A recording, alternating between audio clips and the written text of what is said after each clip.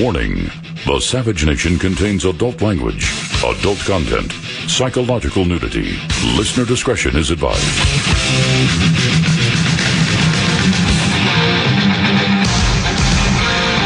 And now, America's most exciting radio talk show, The Savage Nation. Talk radio for the thinking person, home of borders, language, culture. And here he is, Michael Savage.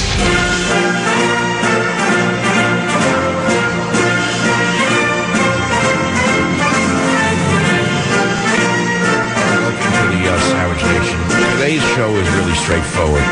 The headline is Trump wins, the Savage Nation rules. Welcome to the program. If you care to join the program, it's 855-400-SAVAGE. Trump wins, the Savage Nation rules. Today's show is very clear. This program, the Savage Nation, has risen to national prominence through the current victories of Donald Trump. For 21 years, my message has been borders, language, and culture. My last 3 to 4 best-selling books, if you look at them, which you're going to scan today, you'll see my solutions for saving America. And many of these bullet points or talking points have been and are being used by the Trump campaign to the credit of Donald Trump and, of course, to the benefit of the United States of America. And I'm going to take credit not for getting out the vote. I certainly wouldn't take credit for that. I did not do that. But for being the architect of Trump's messaging. There is no way to refute that. Everyone who understands the realities of what Trump is saying and why he is popular understands it's related to what I have written going back several books now and what I've said on radio since 1994. And I'm going to begin today with Trickle Up Poverty. That's 4 books ago or 3 books ago. I will read to you what I wrote then and tell me how it differs in any way to what Donald Trump has been proposing. Remember this. I've been on the air for 21 years. My message has been consistent. Borders, language, and culture. Tell me how that differs from Donald Trump's Make America Great Again. It's almost the same message. It's a single slogan in his case. People need single slogans. Of course, it's not the same exact slogan. But fundamentally, Make America Great Again means borders, language, and culture. We all inherently know that. And so today we're going to look at some of the points that I have raised in these books, and you'll come to understand why the Savage Nation has now risen to the top of the American mind, and the Savage Nation is now winning. A listener on Facebook wrote this. He said, in the words of Mark Twain, in the beginning of change, the patriot is a scarce man, and brave, and hated, and scorned. When his cause succeeds, the timid join him, for then it costs nothing to be a patriot. Everything that has been and is being said about Donald Trump has been and is being said about Michael Savage from the beginning. The very same attacks. He's crude. He's vulgar. He's this. He's that. He's going to destroy the conservative movement by being so vulgar and so rude and so crude. Well, guess what? The people love it. And there's a reason the people love it. And I'll tell you why. I think I've told you why over the last few days. It's quite clear why the people love it. I said that Trump is like a cage fighter, and we want him to bloody our enemies. We want him to vanquish our enemies. We are so sick and tired of seeing America dragged through the mud. We are so sick and tired of seeing enemies, domestic and foreign, kicking America in the teeth, virtually tearing the hair out of the Statue of Liberty and stepping on her cloak. We're sick of it. And we have someone who we think can stand up for America in plain English. Is that clear? I mean, what do you think? It's not like rocket science what's going on here. It's very clear. We've all been waiting for someone to come along to carry the banner of America. I don't have to say that Obama has not done that. I mean, that's a given. It's an emptiness that is filled by the obvious. Many people have said we need a man on a white horse. He's the man on the white horse.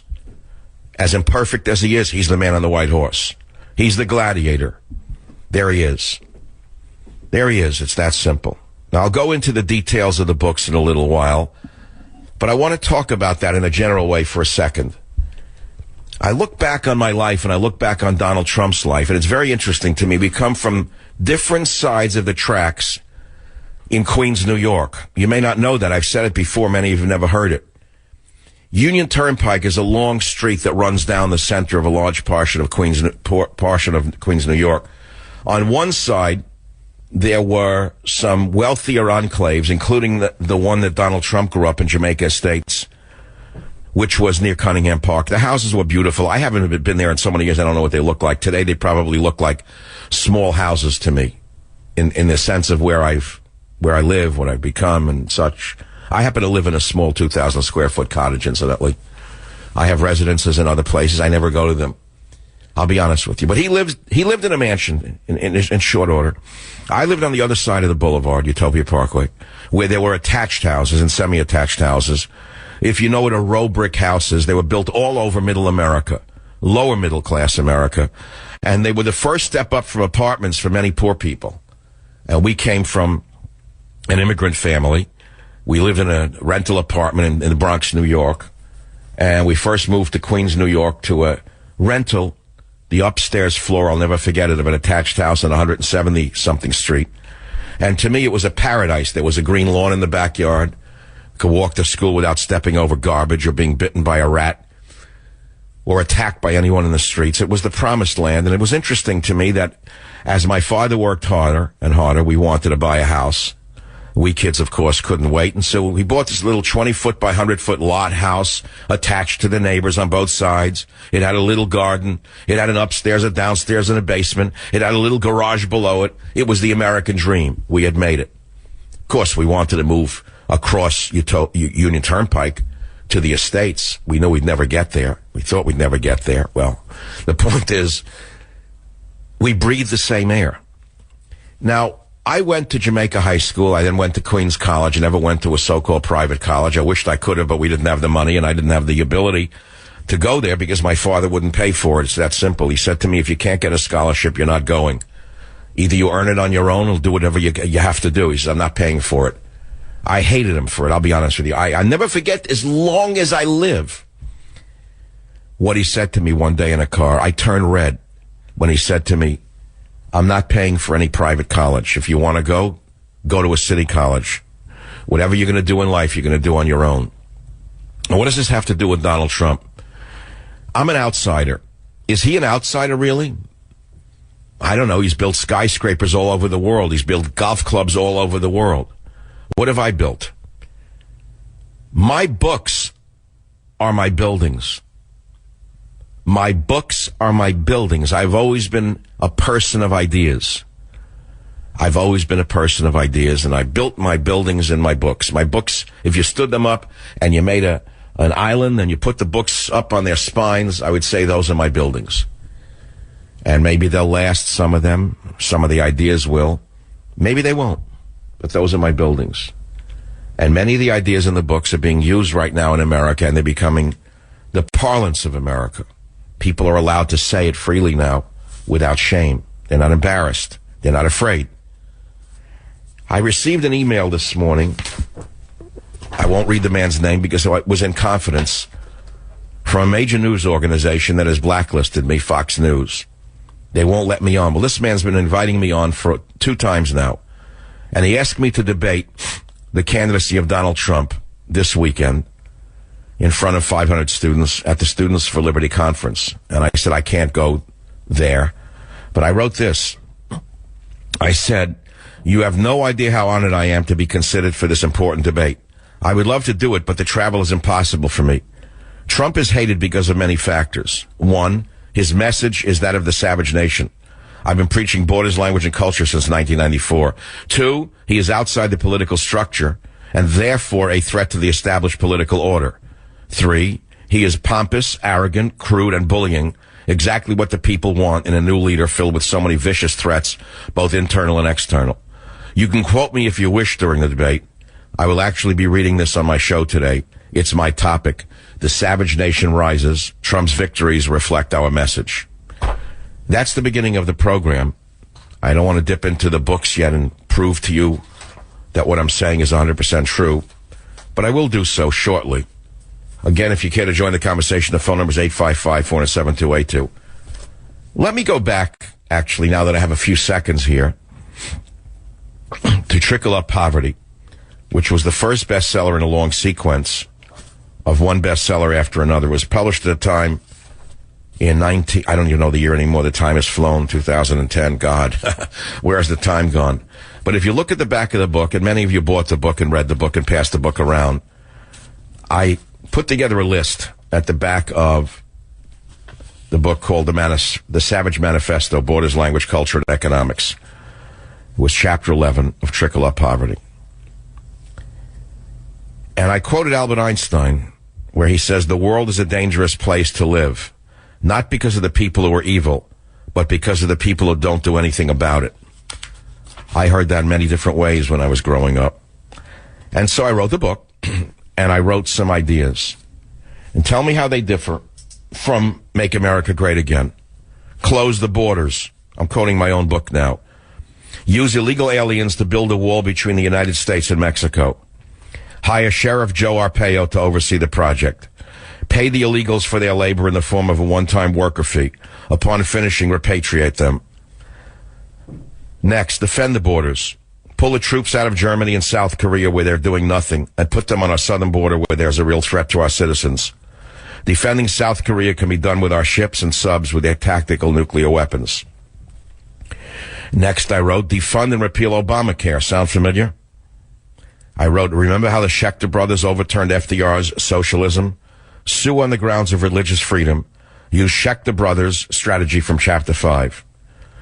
Next, reduce the size and scope of government. The federal government is bloated. With the exception of the military and defense, reduce all departments in size by 4% each year for a total reduction of size by 16% over 4 years. Require government employees to speak English and to have achieved at least a high school diploma. You may not know that that's no longer, those are not requirements under Barry. Oil for illegals, I wrote in Trickle Up Poverty. Mexico has what we want, oil, and we have something they don't want, their unemployed citizens. To offset this alien invasion, Mexico should pay 1 barrel of oil per month per illegal alien that sneaks into our country. Americans are also owed tens of billions of dollars in reparations from Mexico for the generous free health care, welfare, and ACLU care they've received for 5 decades. Next, I said, strike down the anchor babies law. Eliminate the loophole in our law that encourages illegal immigrants to enter the country for the purpose of having anchor babies who become instant U.S. citizens simply because they happen to have been born in our hospitals. Next, I wrote, export jailed illegal aliens. Our federal, state, and local jails are overcrowded with 2,396,002 inmates as of 2008. Well, it's much higher now. Of that number, 29% are illegal aliens. That means approximately a third of our prisons are filled with non-citizens. I wrote they don't even belong here, yet we're paying an average of $29,000 per year to house, feed, clothe, and entertain them. It's higher now. Send them back to the country of origin. Next, I wrote, use profiling to prevent terror attacks. Does that sound familiar to those of you who are doubting Thomases? The attempted terrorist plots on our own soil follow a definite pattern. All these acts were carried out by radical Muslims. Shrewd police work requires common sense. If acts of terror repeatedly come from people who practice a certain religion, and if all these acts are in accord with some twisted notion of their holy book, prudent police work would dictate that we immediately employ national, if not religious, profiling to stop the next terrorist before he or she succeeds. It takes the breath out of me to have to even read that recently the ACLU sued the New York Police Department and made them remove one of the most important documents ever written by police. I next wrote this, name the enemy. Identify radical Islam as the enemy.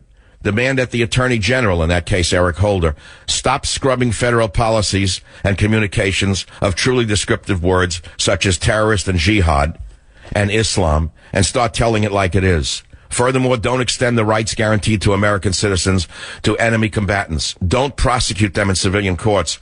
That's eerily chilling me because Obama now wants to bring the worst terrorists on the planet from Gitmo to America to afford them all of the benefits and protections that we as citizens so proudly have. One of my next points was impose tariffs on China. Many of these points in the Savage Manifesto that are found in Trickle Up Poverty are what's making America great again, the slogan that's making Trump rise again. Trump wins, the Savage Nation rules. Back in a minute. Join the Savage Nation. Call now, 855-400-SAVAGE, 855-400-7282. Savage. The Savage Nation is sponsored by SwissAmerica.com, the only company I trust to protect my wealth and financial future. Call 1-800-289-26. It is the Savage Nation. Trump wins, the Savage Nation rules. So where do we go from here? Well, we'll have to wait and see where we go from here. He seems to be unstoppable. It's a reaction to what this creature in the White House has done to us, what the feminists have done to us, what the illegal aliens have done to us, what the lawyers have done to us, what the Islamists are doing to us. And the question is, will he go all the way? I hope so.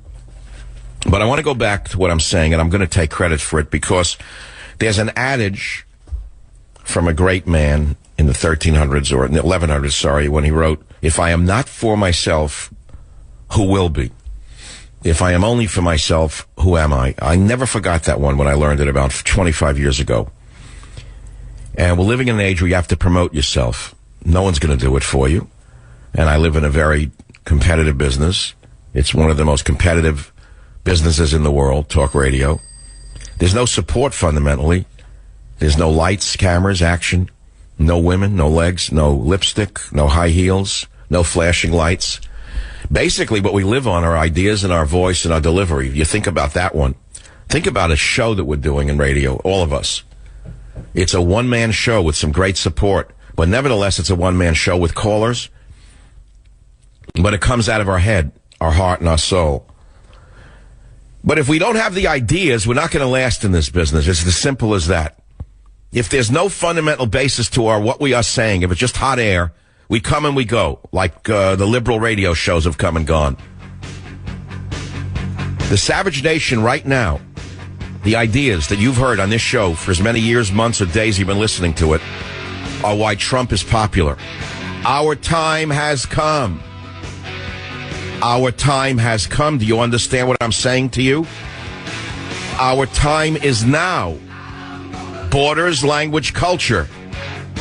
No one has more consistently professed, expounded, lobbied for, filibustered for America than I have in talk radio. No one. There have been others who are on, who are great. Everyone has their own following. There's a lot of overlap. It's a long day part, room for everyone. But no one has articulated the message of borders, language, and culture as long as I have, as consistently as I have, through thick and through thin, through rain, through snow, through depression, through manic, through ups, through downs, through sickness, through health, from winter to summer to fall to spring, around and around and around. I never let up. On borders, language, and culture, I never let up, no matter what impediment was thrown at me. And believe me, I've had many impediments thrown at me. There will be many more thrown at me. Trust me on that one. And thus far, I've been fortunate enough to overcome every one of them. My career ended, then it started again. I was banned in Britain, but not banned in America. I've been reviled while being copied. I can put up with all of it, because today is a day of victory. I was the first one in talk radio to back Donald Trump, and I'm proud to tell you that I hope Donald Trump goes all the way, because if the witch wins, this country will devolve into civil war. Let me be very clear. I watched that woman last night for a few minutes during a so-called town hall, and I saw the face of evil. I saw pure evil. I saw a combination of Winnie Mandela. All she needed was a series of tires and telling people to go out and get the tires and do the necklacing. I have never seen anything as vile as Hillary Clinton was last night. Vile in her racism and stirring up hatred between blacks and whites. It's as clear as a bell to me what this woman is, and that she will stoop to the lowest possible level. She'd set the nation on fire to gain power. She must be stopped at all costs. Here is a woman who has violated every rule of government. I don't care whether you're a Democrat or Republican or an independent. The woman has violated every protocol of government service with her email scandal. Any other employee of the government would be in prison now certainly indicted by now. Look what they did to General Petraeus for 1/1000th of what she did. How does she get away with it? And if you want that kind of despot running America, my friend, you are inviting civil war and total chaos in this country. And that's why Donald Trump is our only hope and our last hope. And frankly, I think that's exactly why he's come along at this time. If I were to look back on his life, and I don't know him that well, I've read his autobiography, I've read his biographies, I've studied a little bit, I would say this man was groomed to be a leader his whole life. I would say he was groomed to be the president his whole life. Say, wow, what do you mean? He's so crude, he's so rude, he's so arrogant, he's so pompous, he's so bullying. You mean he lets himself be seen for what he is? As opposed to a faker like Obama who makes believe he's Mr. Nice Guy while putting a knife in our back? While literally ripping the dress off the Statue of Liberty and throwing her into New York Harbor? But he smiles and he acts like Mr. Nice Guy, tells us that he's a constrained guy when it comes to the budget, while he's blown the budget through the ceiling, destroyed the national debt ceiling, telling us he controls it. No, my friends, people want honesty. And what I hear over and over and over again from people who like Trump, even though they don't like some of his policies, it's consistent. He's not owned by anyone. He's not beholden to anyone. He's not a career politician. Nobody owns him. Isn't that what you hear? Isn't that why you like the guy? That's why you like the guy. Now, who was the first one in the media not only to support Donald Trump, me, but who was the one who also told you that he's going to get a huge percentage of the Hispanic vote? Why did I say that to you? What do you think? I just made it up out of hot air? Remember that I have a very, how shall I say, rigorous background in the field of studying, learning, reading. I did it for years and years and years and years and years. I said it because I studied Donald Trump and I realized something about Hispanics, Hispanic men in particular, if you can generalize for anyone, and you can more or less generalize to a certain extent. I said Hispanics don't want a woman telling them what to do. It's a macho culture. Did I say that, Robert? Hispanics in particular, it's a macho culture. And they don't want a woman hectoring them and telling them how to live or taking care of them. They don't want it. And most Hispanics that I've seen come here, they want the American dream. Let me be very clear. I walk around. I bicycle past. I'll give you a simple example. I bicycle by a series of 5 to 7 houses that are being built. I've watched them go up from dirt. And I've watched the workers. I've seen the industriousness of the workers. From the time the ground was bulldozed to the finish work, which is now going on the houses, the painting, the gardening that's going in. It's all Hispanic workers. And I say, my God, what industrious people these people are. Look how hard they work. What do you think, I'm blind? And I know what they want. Some of them at the lower level of the skilled laborer or unskilled laborer side, they drive broken cars or they come to work with friends who bring them here. On the upper end of the laborer side, they have new trucks or almost new trucks. And they all go home, I can guarantee you, to a wife and children. That I can guarantee you. It's part of their culture. And what does a man who has a wife and children or a wife and a child want for himself and his family? He wants a better life. And who is going to give him that chance at a better life? An old woman who screams about how bad the country is and tries to pit one race against the other? Or a man who has built buildings all over the world and is a billionaire? A man who gives them hope that they can be richer in this country. They look at him and they say, I want to be like him. They don't look at him and hate him. Like that creep Bernie Sanders, that gutter rat who tried to stir up hatred in the country because he's a loser. A loser who couldn't get anywhere in this country. A lifetime Lower East Side soapbox loser preaching hatred for preaching class warfare because he couldn't even make a dime. The bum couldn't even be a carpenter. Yeah, ask his friends, read his biography. He tried to be a carpenter when he was a young hippie. Couldn't even be a carpenter. All he could do was preach hatred, Bernie Sanders, and class warfare. They said he wouldn't stop talking about how much he hated the rich. So now he's gone up in flames. Why would any Hispanic vote for him? Why would any man vote for a man like that unless he himself was a resentful human being? So now you look at this Trump. Yeah, we know all of his negatives. I don't have to repeat them. What's the point of repeating them? So what? So what? In the world that we live in, we don't need someone who's over the top, bigger than life. Someone who's going to stare down our enemies and tell them to go you know where? Someone who's not afraid to stand up to our enemies, domestic and foreign? It was interesting to me that over the weekend, even Harry Reid said something nice about Donald Trump. I thought that was amazing. Harry Reid, who's not afraid of any Republicans because they're all wimps. And Harry Reid, who was a former boxer, likes a good fight. And he only respects power, and he only respects winners. Men who are willing to get in the ring and fight with him. And he hates the Republicans because he has no respect for them. He knows they're a bunch of nobodies. A bunch of pink-tide crybaby, probably on Prozac, all of them. Every other day, another Republican was breaking down in tears on the floor. Where is he now, John Boehner? Where is that guy? The capitulator, the Quisling of our time. Where'd he go? So Harry Reid had no respect for them. Over the weekend, Harry Reid suddenly had respect for Donald Trump. He said, although I don't agree with his ideas, at least he's honest, he said. He's like me, says what he believes. Harry Reid said that. And the rest of them, the corrupt ones, they're terrified. They're shaking in their boots. They are burning emails around the clock. They got the paper shredders running in offices from San Francisco to Washington, D.C., because they're afraid that there's a new sheriff coming to town, and they're afraid they're going to wind up in the slammer. Make no mistake about it. The corruption in America at this point under this guy in the White House has never been this high. Never in this century. Certainly never in the last century. I never saw anything like it. I never read about corruption at this level. Never. What do I mean by corruption? Oh, come on. The green gangsters. You just touch that one. You just lift up that green rock, and you can see the Salentarates crawling away, who've been feasting on the humus of corruption. The green gangsters from San Francisco, they're terrified.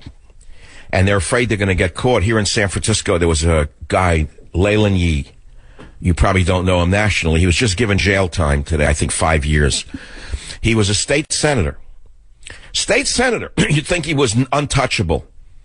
He was arrested, took a long time. He was tried for corruption the FBI caught him on a tape trading, I don't know what it was for money, bribes for some kind of a bill. Well, he's going away for 5 years. And it's sending a chill right up and down the most corrupt city in the United States of America, San Francisco. Now, remember, this started not under Obama, the case against Leland Yee. It started under a previous U.S. attorney, I believe. I don't think that could ever happen. But let me get back to Donald Trump. They hate him because they fear him. And I'm taking credit today because I was the first talk show host in America to support him. Not because I know him, not because I've been promised anything, because I haven't. And I would take a loyalty oath. I'd swear on a Bible. I would take you could take my deposition if you wanted. I would be willing to go to a court of law and swear on a Bible that I have never, ever discussed with Donald Trump anything to do with my life before, after, in politics. We've never, ever met. I met him only once in my entire life, casually in passing, at his club in Boca Raton, Florida. He was very cordial to me, as was his wife and his young son. That was it. And then one other time I was there. That's right. I was there one other time. Never asked me anything about what I would want for my support because he wasn't running at the time. Nor did I say, hey, Donald, I'll support you if. I never did any of that. Take me to a court of law. I'll take that oath right now. I hope everyone else in talk radio could take the same oath. But the point is, here we are. Trump wins. The Savage Nation rules. My solutions for saving America from my books are being used by the Trump campaign to his credit. And I'm going to take credit, not for getting out the vote. I certainly didn't do that. That's not what I did. I didn't do that for the last few months or weeks. Did I come here and tell you to vote for him? I never did. I just told you why I like him. And why do I like him? Because many of his ideas are my ideas.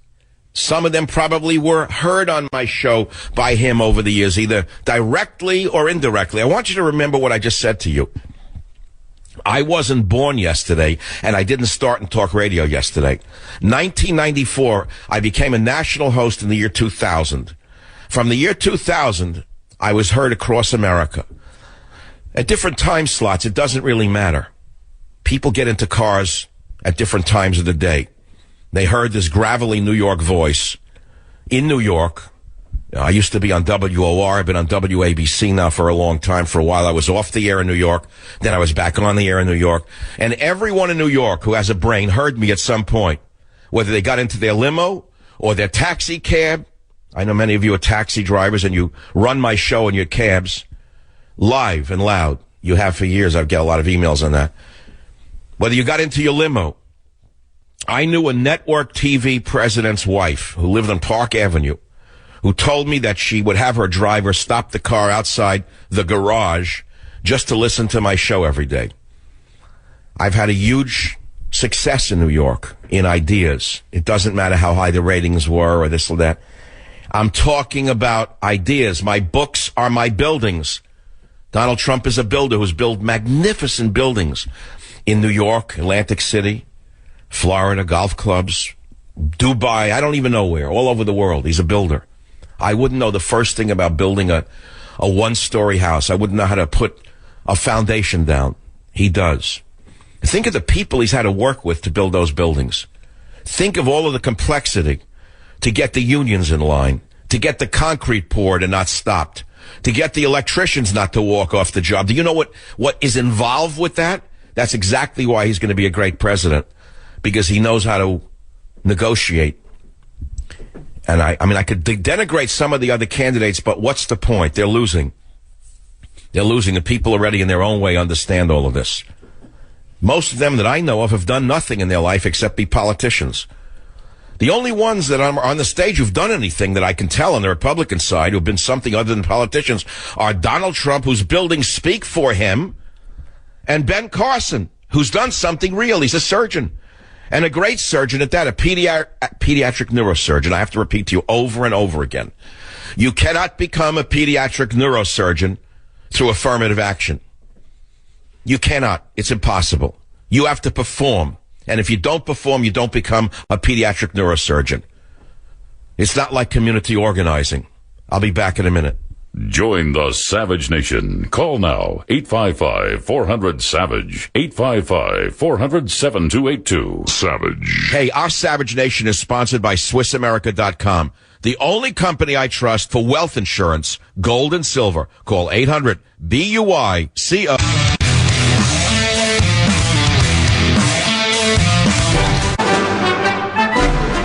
I'll tell you what we're going to do, right?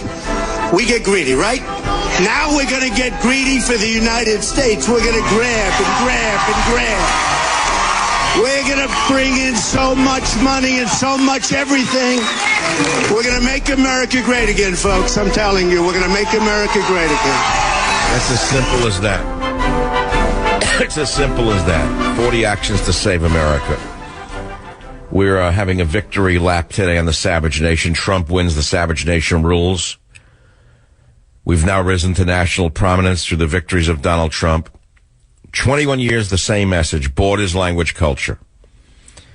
And many of my solutions or talking points have been and are being used by the Trump campaign. And I'm going to take credit for being the first in talk radio to strongly, I did not equivocally back Donald Trump. I strongly backed Donald Trump. I didn't hedge my bets. I didn't one day say I may be for him, not for him, then I'm for Cruz, then I'm for Rubio. I never said that, ever. I was very clear why I was for him, because he was saying what I was writing. Whether he wrote it on his own or someone wrote it for him or he thought it, the man has common sense, for God's sakes. The other candidates speak like academics or politicians. One of my actions to save America in Government Zero is repair our relations with Russia. Hasn't Trump said he would reach out to Russia while that dummy Cruz basically said he wants to go to war with Russia? What more clarity do you need than that one alone? Common sense, my friends. Join the Savage Nation. Call now, 855-400-SAVAGE, 855-400-7282. Savage. And now, America's most exciting radio talk show, The Savage Nation. Talk radio for the thinking person, home of borders, language, culture. And here he is, Michael Savage. What this military will look like after a few years of a Trump presidency, after what this man has in the White House has done to the armed forces of the United States of America. I just closed my eyes as we were playing the Anchors Away song. I envisioned our ships sailing proudly across the sea, as opposed to sailors crying like little girls when they were captured by Iranians with a little gunboat. I just thought about that. I just thought about what the Navy would do if the Iranians even came near our ships. They'd blow them right out of the water. That's what would happen. They'd blast them to Allah land, where they belong. Welcome to hour number 2 of the Savage Nation. Today is a victory lap in case you just joined us. Trump wins, the Savage Nation rules. You can read it on michaelsavage.com or on my Facebook page. I will be on the air, by the way. One of my listeners just reminded me, for 22 years in a month. It'll be 22 years this March 24th. What shall I say? I didn't even know it myself. It was a long time. It's a fifth of a century. I don't even want to think about it, because I start to get into the relativity of time when I do that. It's not a good thing to do. But my message has been borders, language, and culture quite consistently. And tell me how that differs from Donald Trump's Make America Great Again. It's almost the same message. He uses a single slogan. So as the slogan goes, it's not the same. But fundamentally, Make America Great Again means borders, language, and culture. What else do you think it means? We all know that. And I've showed you some of the points that I have written, and I will take credit for it. From Government Zero, 4 of the first 5 actions to save America in my book all involve immigration, the single thing that started Trump's campaign on a roll. And they include closing the border completely for 7 years, deporting illegals in our prisons, repealing the anchor baby loopholes, and making English our official language. In Zero's strategy against ISIS, the explanation is laid out as to why we have to profile while also stopping Muslim hordes from coming into the country. Another position Trump has been lambasted for in the media, while he echoed my positions on radio and in my writings. Another example, in Zero Business Sense, on page 256 of Government Zero, Trump echoes Savage in talking about China's currency manipulation, which is costing America jobs and giving them an unfair advantage in trade policy. Trump has named names when it comes to conservative Supreme Court justices he would appoint. Recognizing the urgency of the matter, Savage points out on pages 9 and 10 and pages 39 and 40 the very same thing. Finally, from Government Zero, Donald Trump recognizes that climate change has its roots in Marxism and also sees the damage the Pope is doing by promoting this, as is pointed out starting on page 214 of Government Zero in the great chapter, Lenin's Pope. This is the Savage Nation. The phone number is 855-407-282. If you care to join the program, we have one open line, and I'm going to take calls in a moment. Lao Tzu, Chinese philosopher, wrote, if you do not change direction, you may end up where you are heading. If you do not change direction, you may end up where you are heading. I realize it's odd for an American to think that way, but it has a great meaning. I've always had a very Chinese outlook towards life, no matter what impediments have been thrown at me. You can ask my family. You know what I said to them from the time my kids were little? I used an American Indian phrase with my kids when they were 2 years old, 3 years old, 4 years old. I would take them for walks in the woods, and I would say the Indians were Native Americans who preceded us on this continent had a saying, look to the mountaintop. No matter how dark the valley was, no matter how dismal the valley was that you were in, look to the mountaintop. And I've walked through many valleys. I've walked through chasms where there was no light. I've been in the darkest of forests. I always look to the mountaintop. And I'm not saying that I'm at a mountaintop right now, but I'm telling you what I feel right now. Many of you know, having listened for so many years, that I'm a very intuitive person. I have to tell you that I think that fate or God has a bigger fate for me than where I am right now. You say, well, where do you want to go? I don't know where. Sometimes you have to go with fate. You can't control fate. You can control your destiny only up to a certain point, and then destiny itself kicks in. I have a feeling that destiny, God, or nature, or fate has a bigger something for me than this. Now, what is bigger than this? What is bigger than this? Sitting in an office somewhere with a suit on in Washington, D.C., telling people what to do, giving out contracts and grants, dismissing people, firing people, hiring people? That's not me. There's never been me. I can't stand that life. Now, those who are good at it, I'm not one of those people. So don't think I'm angling for a job if Donald Trump wins and he even offered it to me. I have no idea if he's going to win. I hope he does. I've never asked him for anything. I'm going to do it again. I'll get out the Bible. I'll take an oath right here on this show. I have never asked him for, nor has he ever offered any favors for supporting his candidacy. And it's a challenge I present to everyone in the media. Say the same thing about your candidates and your situation, because I just said it about my pick. I didn't pick him for any personal gain. I picked him because his views reflected my own.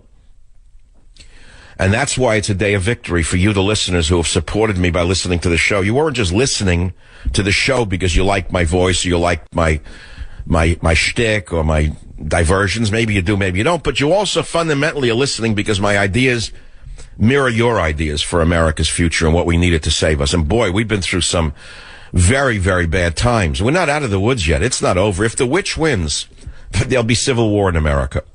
She will pit one race against the other. I watched her last night for a few minutes at the town hall meeting. I never saw anything as disturbing.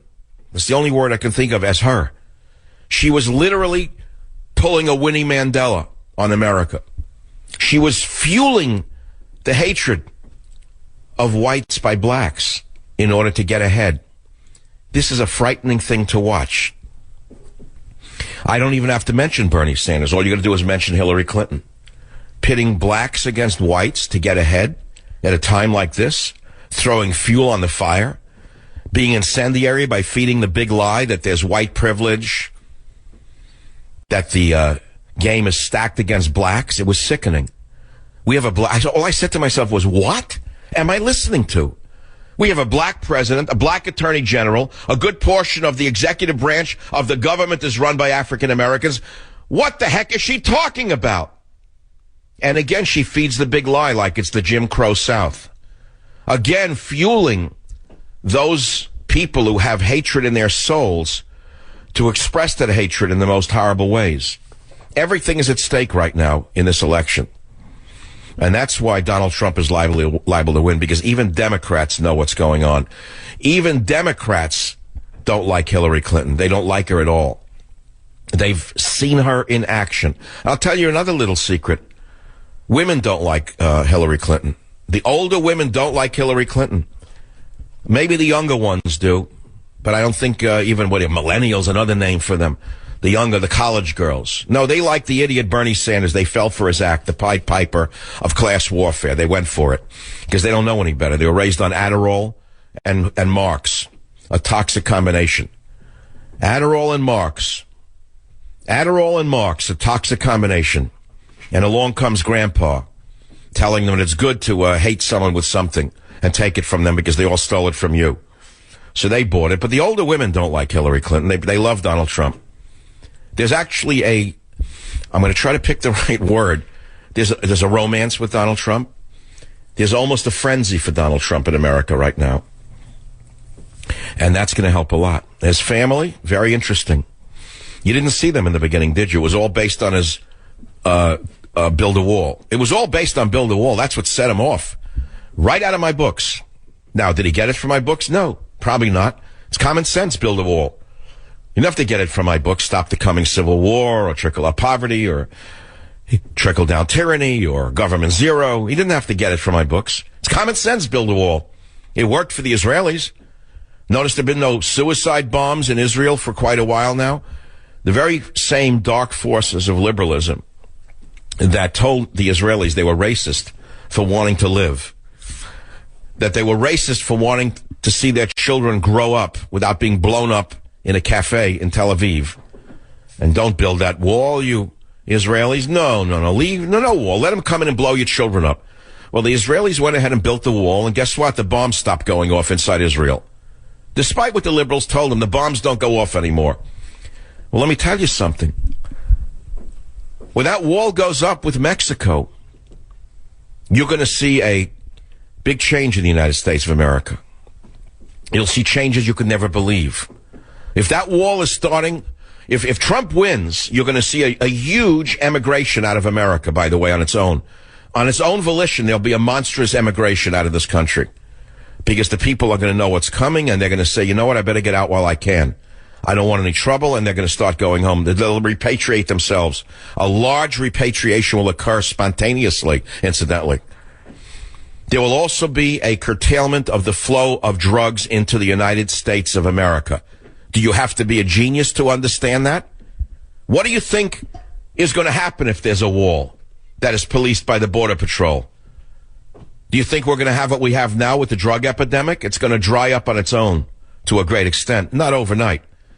That'll only end when they arrest the pharmaceutical manufacturers of OxyContin and they get serious with prosecuting the crime of drug dealing. But that's a separate story. I don't even know where Donald Trump stands on that. I want to come back to the show today of Actions to Save America, the Victory Lap. And I want to talk about so many different things all at once. It's hard for me to keep up with it. I want to get to the sound that the guys put together for you today on the show. But I want to start with the calls because the other day I did a no-call show. Yesterday we had some decent calls. So we're opening it up right now at 855-400-7282. Let's go to Sophie on WABC in New York. Sophie, make your point. Go ahead, please. Thank you. I totally agree with the parallels that you're making between yourself and Donald Trump. I want to make the point that it's more than just an idea of two ideas coming together. This is more than synchronistic. It's a manifestation of the movement of the new American spirit that you're talking about. I think Donald Trump is exactly the person who's going to bring that. I want to point out how his wife came here in 1996 as an immigrant legally, a cultured woman speaking multiple languages. If you told her in 1996 that she was going to be First Lady in 20 years, you can finish the sentence. Oh, she is the American dream. It's interesting, though. We have a First Lady right now who was born here who hated America until she found out she'd get a lot of stuff when she became First Lady. Then she decided she loved America. Compare her with a foreigner, so to speak, who loved America before she got here. What an interesting comparison that is, don't you think? Exactly. She is the American dream made real. Made real. This movement is the movement that is occurring now is the American dream again. And you said... Can you imagine if Melania becomes First Lady? She'll be the Jackie Kennedy of our time. Do you know that? Absolutely. How come no one said that yet? Because I've said it. I said it yesterday. She'll be the new Jackie Kennedy. Cultured, multiple languages, beautiful, gracious, elegant. America will be seen again for what it always has been until it was tarnished and trashed by American haters, and I don't even have to name them. All right, so let me ask you this, Sophie. You're totally into this Donald Trump phenomenon. Do you agree with me that middle-aged women do not trust Hillary Clinton and won't vote for her, even if they're Democrats? You're absolutely right. I would never vote for her. She will not get elected. I'm going to put my stamp on that. No, but I'm saying, I don't know are you a Republican or a Democrat, you yourself? You know, the 60s Democrat turned Republican. Oh, I don't remember. Okay, you are an ex-hippie 60s Democrat, anti-war movement girl. So, do you know other women from your generation who see the world the same way as you do? Not too many. I think those who were more politically aware, as I had become, can see through somebody like Hillary Clinton. She's a liar and a thief. The other women who are just part of the old establishment will not leave because they just don't have any comfort zone. She's their comfort zone. Did you watch Hillary Clinton stirring up race hatred last night at the so-called town hall? Were you as appalled as I was? I cannot look at that woman for more than a few minutes because they do get She was as close to becoming Winnie Mandela in our generation as I've ever seen. All she needed was a bunch of black tires. I'll be right back. Join the Savage Nation. Call now, 855-400-SAVAGE, 855-400-7282. Savage. Your Savage Nation is sponsored by SwissAmerica.com. It's the only company I trust for tangible assets, gold and silver. Call 800-BUICO. It's a very, very interesting time in American history, as we all know. We all sense it, even if we can't define exactly what it is we're feeling.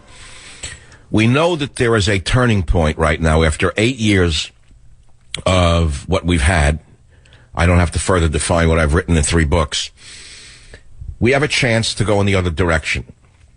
And so far in the other direction that America will be great again. It's that simple. Because America's not great right now. We're a laughing stock on the world stage.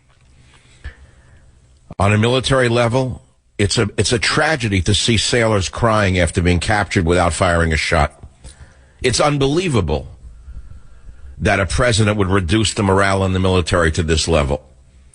That he would talk about freeing some of the worst terrorists on the planet and giving them never a serious threat. We know that he was handpicked by the Democrat machine to make Hillary Clinton look centrist.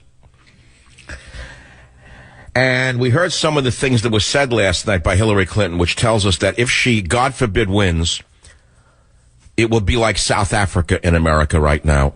Or America will become like South Africa. She's basing all of it upon a demagoguery unlike anything I've ever seen in my life. Class warfare, race warfare, stirring up one race against the other. There she is. And if you think the military has been feminized and weakened, you're right, but it'll be much worse under her. She wants to bring terrorists to the U.S. So, I mean, what choice do we really have? It's not between, let's say Donald Trump is the candidate of choice. One of the others could win. I doubt it, but it looks like he's unstoppable. And I hope he makes up with Cruz and Rubio and incorporates them in some way in the new administration. What's the choice between Trump and Hillary? You're telling me as a conservative you're going to vote for Hillary because he's not pure enough? Is that what you're saying? You're that stupid? We won the evangelicals. We won with young. We won with old. We won with highly educated. We won with poorly educated. I love the poorly educated. We're the smartest people. We're the most loyal people. And you know what I really am happy about? Because I've been saying it for a long time. 46% with the Hispanics. 46%. Number one with Hispanics. And Donald, you're right. And who was the first one in the media to say that you would draw a large number of Hispanics? Me, Michael Savage. I didn't have to read it somewhere and then repeat it like I invented it. I was the first to say it because I have common sense. I also have my ear to the ground. I also walk around and I talk around. I look around and I see the industriousness of the Hispanic workers. Who would they vote for? An old woman who wants to destroy the government and turn us into a socialist welfare state and promise them things for nothing when they'd rather make it on their own because they come from a culture of pride? Pride. Pride. A word you haven't heard about for a long time. Maybe I'll talk about pride for a few minutes. Donald Trump represents American pride. Do you understand that? And that appeals to an awful lot of people of all races, of all sexes or genders, however you want to put it, of all economic backgrounds. They want their pride restored. They don't want to walk around defeated. They don't want to look like Englishmen who are becoming strangers in their own country. Have you been to London? I haven't. I'm not allowed to go there. But an individual I know came from London recently. He lives there. And he said everyone walks around with their head down. They're ashamed. They're afraid to be English in their own country. That's what Hillary wants for you in America. She wants you to be ashamed if you're white. She talks about white privilege as though she herself is not of the most privileged class in America. Can you imagine anything like this? Getting away with that? But anyway, these are some of the reasons that Donald Trump is so popular. And as I say, I watched her last night during the so-called town hall. I expect anything from politicians. On one hand, I expect nothing. On the other hand, I expect anything from them. What she did last night hit a new low. It was like Winnie Mandela in South Africa preaching race hatred, throwing Coleman lighter fluid on a fire. Instead of tamping it down, she was trying to make the fire grow. She wanted a conflagration. It's as though she was a demon. Anything for another vote. So if you want to talk right now is the time. Let's go to the callers, 855-400-7282. I have to read you something on the national debt that my friend Craig Smith of Swiss America sent me because he's an expert on money. In 2009, he said the national debt was $10.6 trillion. It's probably hard for us to follow. We'll make it easy. It was $10 trillion. Today, the national debt is $19 trillion. Rounding off, Obama has increased debt in 7 years by $8.5 trillion. These are numbers directly off the national debt clock. Under Bush, January 01, $5.7 trillion. When he left, it was $10.6 trillion. First Bush ran up the debt, $4.9 trillion. Oh, no, Bush 2 ran up the debt, $4.9 trillion. That was a man I called a fiscal socialist. Obama ran up the debt, $8.5 trillion. Can you believe this? He ran up the debt like this. I don't know what Donald Trump will do about the debt. I have no idea that he'd ever discuss it. That I don't know. I'd like to hear what he has to say on that when the time comes down to it. Let's go to the callers. WSBA Radio in Pennsylvania. Corey, welcome to the Savage Nation. It's a great day for us, believe me. What do you have to say today? I just want to know if you can dispel some of my concerns about a general election with Trump. I just feel like the Dems are stacking ammo against him, and they're just waiting until he gets the nomination to unload it. They'll say, one day he believes this, 2 years ago he believed that. If you call him more, he just lashes out. No, of course they're going to say he's a Pollyanna. That's a given because his enemies in the Republican Party have already said that. So there's nothing new about that. But his charisma and his pride and his energy and his force will override any of those concerns. That's my opinion. I mean, unless they're saving some huge scandal we know nothing about, which I doubt because I think they would have used it by now, don't you? Yeah, I would think they would have, unless they're saving it for the nomination. That's the only thing I hear about.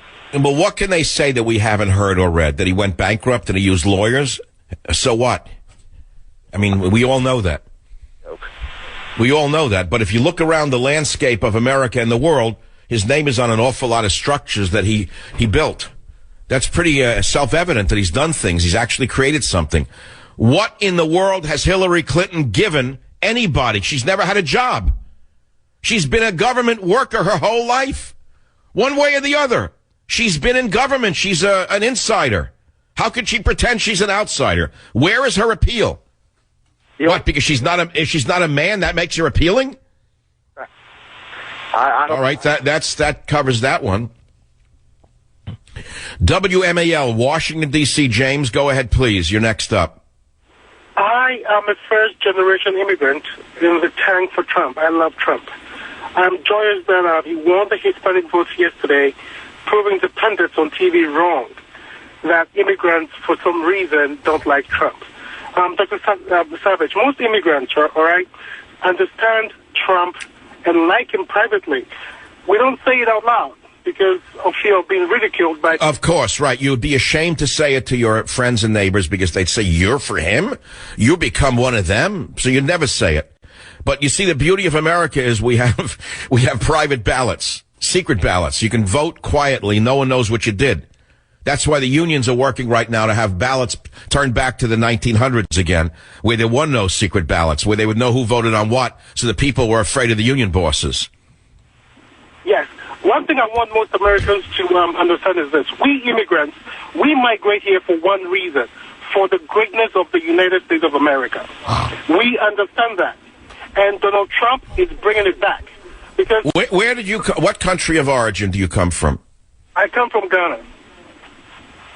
You're an African, but most Africans who come here are very different than what people may think. There's a lot of misconceptions about Africans, by the way, in America. I'm talking about Africans, highly educated, highly motivated. That's what I've seen.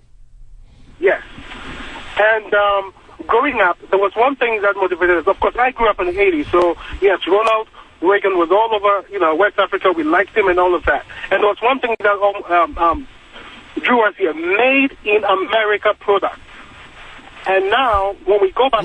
Can I ask you, what is your native language? What is the language you grew up speaking? I grew up speaking 3 different languages, Krobo, Tree, and Ga. And these are African dialects? Yes, they are all African dialects.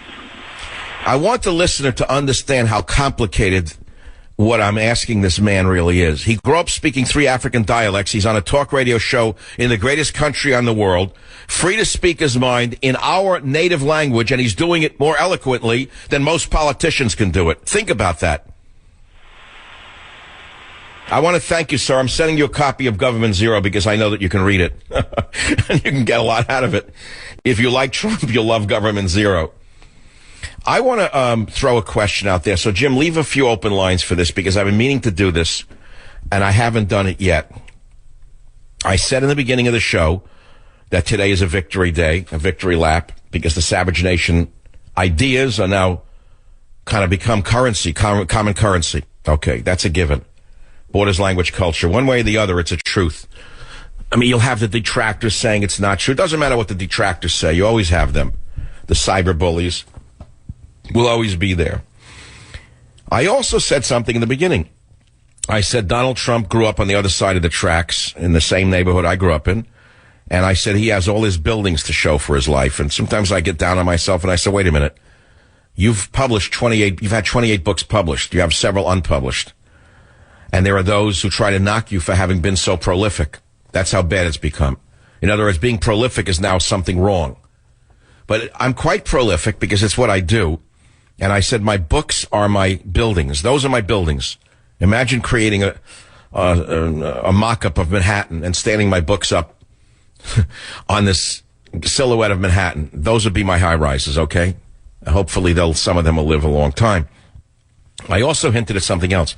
I said I believe, and I don't know whether it's related to Trump or not, I believe that fate has a bigger something in store for me than where I am in life right now. It's hard to say. I am not ready to walk off into the sunset. I am not ready to retire. I'm not ready to disappear. I'm not ready to just disappear from the airwaves. I'm not ready to disappear from the world of the written word.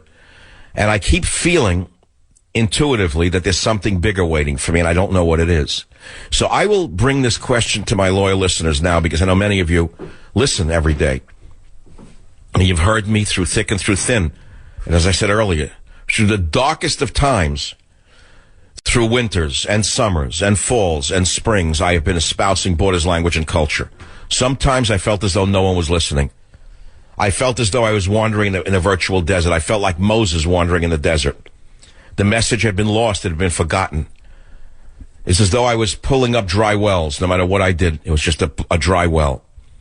Now we hear the message suddenly resonating from the highest places on the campaign trail.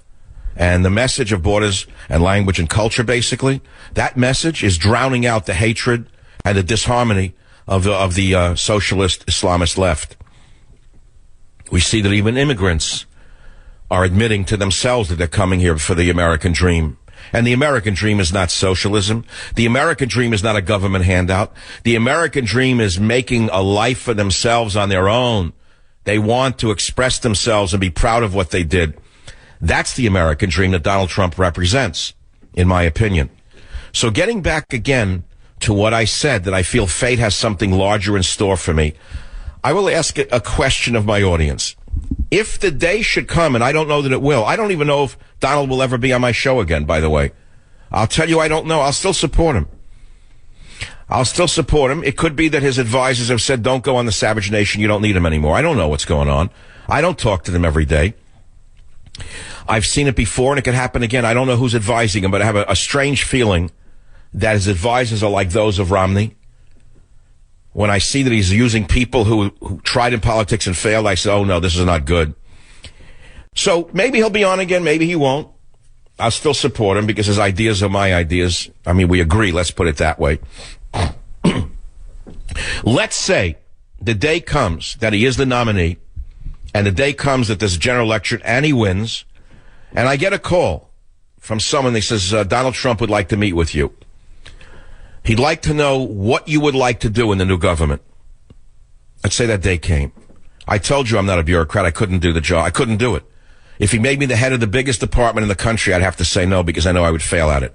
I just wouldn't do it. I couldn't do it. So where does that leave me? If I'm not a bureaucrat, all I could do is be an advisor, correct? So which area of the government or which areas of the government do you think I, Michael Savage, would be best as an advisor to Donald Trump should that opportunity arise? I'll be back in a minute to take your calls right here on the Savage Nation. Join the Savage Nation. Call now, 855-400-SAVAGE, 855-400-7282. Savage. My Savage Nation is sponsored by SwissAmerica.com, the only company I trust to protect my wealth with gold and silver. Call 800-BUYCO. They're doing everything they can to stop black people, Latinos, poor people, young people, people with disabilities from voting. It's a blast from the Jim Crow past. I thought we had won that battle back in the 1960s. To see it rear its ugly head Hillary Clinton should be arrested for fanning the flames of class and hatred like this. I have never heard anything like this. She's a step away from Winnie Mandela with the burning tires around people's necks. Unbelievable how anyone could vote for this person. So now, the Daily News, which hates Donald Trump, has an editorial by Sean King, a writer, who says, King, here's why Donald Trump could become the next U.S. president. And he goes down the list. And he's well on his way to the 1,237 delegates he needs to be the GOP nominee, blah, blah, blah. And he said, for months on end, the polling expert, Nate Silver, whoever he is, I think his father served corned beef at Katz's. He'd be lucky if he winds up serving French fries after this. Over and over again, this Nate Silver, the great Democrat pollster, said Trump would plummet in the polls, be overtaken by an establishing candidate. Nate, it's still not too late to get yourself a date with a real job, Nate. So he's saying Super Tuesday's coming up in only a few days, where voters in 13 different states will cast their ballots less than 6 days away. Rubio, Cruz, Kasich, and Carson will continue to fight on and split votes among each other. And it says polls and Las Vegas odds have Trump winning as many as 11 out of 13 of those states, with Cruz winning 2 and Rubio none. So in 6 days, he says, barring something catastrophic or earth-shattering in the Republican Party, Trump could already be the winner of 14 of the first 17 primaries and caucuses. So with that considered, we must accept that for the past 7 months, nearly every expert in the country said the situation we're now in would never and could never happen. Sean, you're wrong. I'm an expert in the country, more so than any of the experts that you rely upon. Michael Savage has been on the air for 21 years with the same exact message that Donald Trump is putting out. And the very same mud that is being slung at Donald Trump was thrown at me every step of the way. Every vile thing that you could think of was said about me. I've been attacked every which way, and it didn't stop me. I didn't let a single impediment stand in my way, nor does Donald Trump. So you look at the Daily News, I don't know, the hatred. One cover after another. Lord of the Pigs, Confederacy of Dunces, Antichrist. They hate Donald Trump. And what good does it do, all their hatred? It's not working. They ought to save some of their hatred for Hillary Clinton's vile race warfare. That's what they should talk about. The fake poverty of Hillary Clinton. The fake humility of Hillary Clinton. The false Christianity of Hillary Clinton. Those would be headlines worthy of a tabloid newspaper. But I noticed that you don't see any of that. All the brave men on CNN, they were dumbfounded last night. Sheridan Cooper, whatever his name is, Sherry Cooper, I don't know his name, Anderson. Well, he looked like a lost sheep walking around. He was wandering around with a lavalier microphone. He didn't know which way to look. He didn't know what to say. He had no idea. They were dumbfounded. They are dumbstruck by what's going on because they don't know what's going on, because they're out of touch with reality, as are the mainstream Republican and Democrat advisors and candidates. It's we the people who are being heard, the people who have been silenced. Agnew called them the silent majority. I have another name for you. I'll be back to tell you what it is. Join the Savage Nation. Call now, 855-400-SAVAGE, 855-400-7282. Savage. Warning. The Savage Nation contains adult language, adult content, psychological nudity. Listener discretion is advised.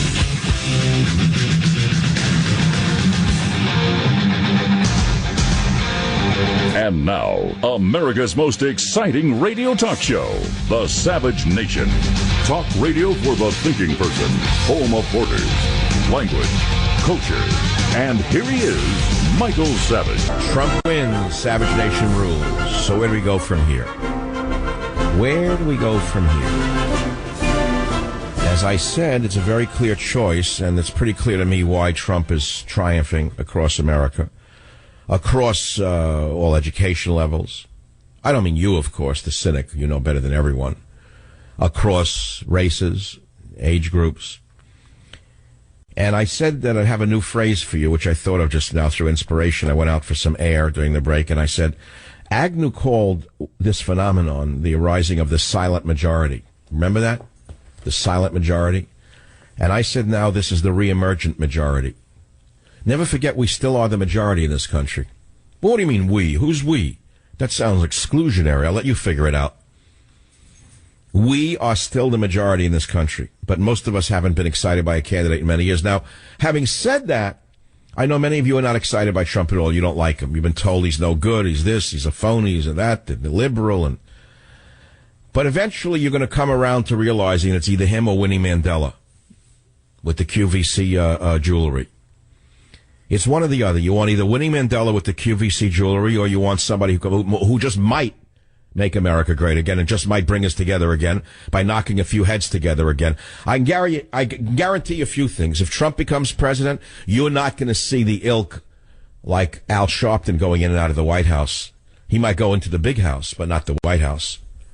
You're never going to see people of that low nature allowed into the White House to soil it. Never. I can guarantee you're not going to see the level of, I have words for it that I can't use right now because I'll be misunderstood. The depression that I experience when I see how this president behaves, both on and off the political stage, sickens me. I don't think we're going to see Donald Trump on a golf course while they're laying a Supreme Court justice to rest. Do you? I don't think so. Oh, he may be loud and boisterous, and he may be bumptious and arrogant and all of this other stuff. But you know what? What you see is what you get. It's that simple. There's going to be no surprises. What you see is what you get, as opposed to the character in the White House now who made believe he was Mr. Nice Guy. And look what we have here, this despot. So I asked you a couple of questions in the last hour, and many of you are calling on it. It's a very straightforward show today. I'm very happy today because it's a victory lap for myself and for this program and for you, the audience. Remember, if you've listened to this show for any number of years, and many of you have, that's a loyal audience. It's a long, long haul. It's a very personal relationship, talk radio. It's not like television. And this is an extremely personal relationship, talk radio. We're together, family, so to speak. That's why I called the show The Savage Nation 22 years ago this March. And the theme of borders, language, and culture resonated with you. That's the main point. That's why you're hooked on the show.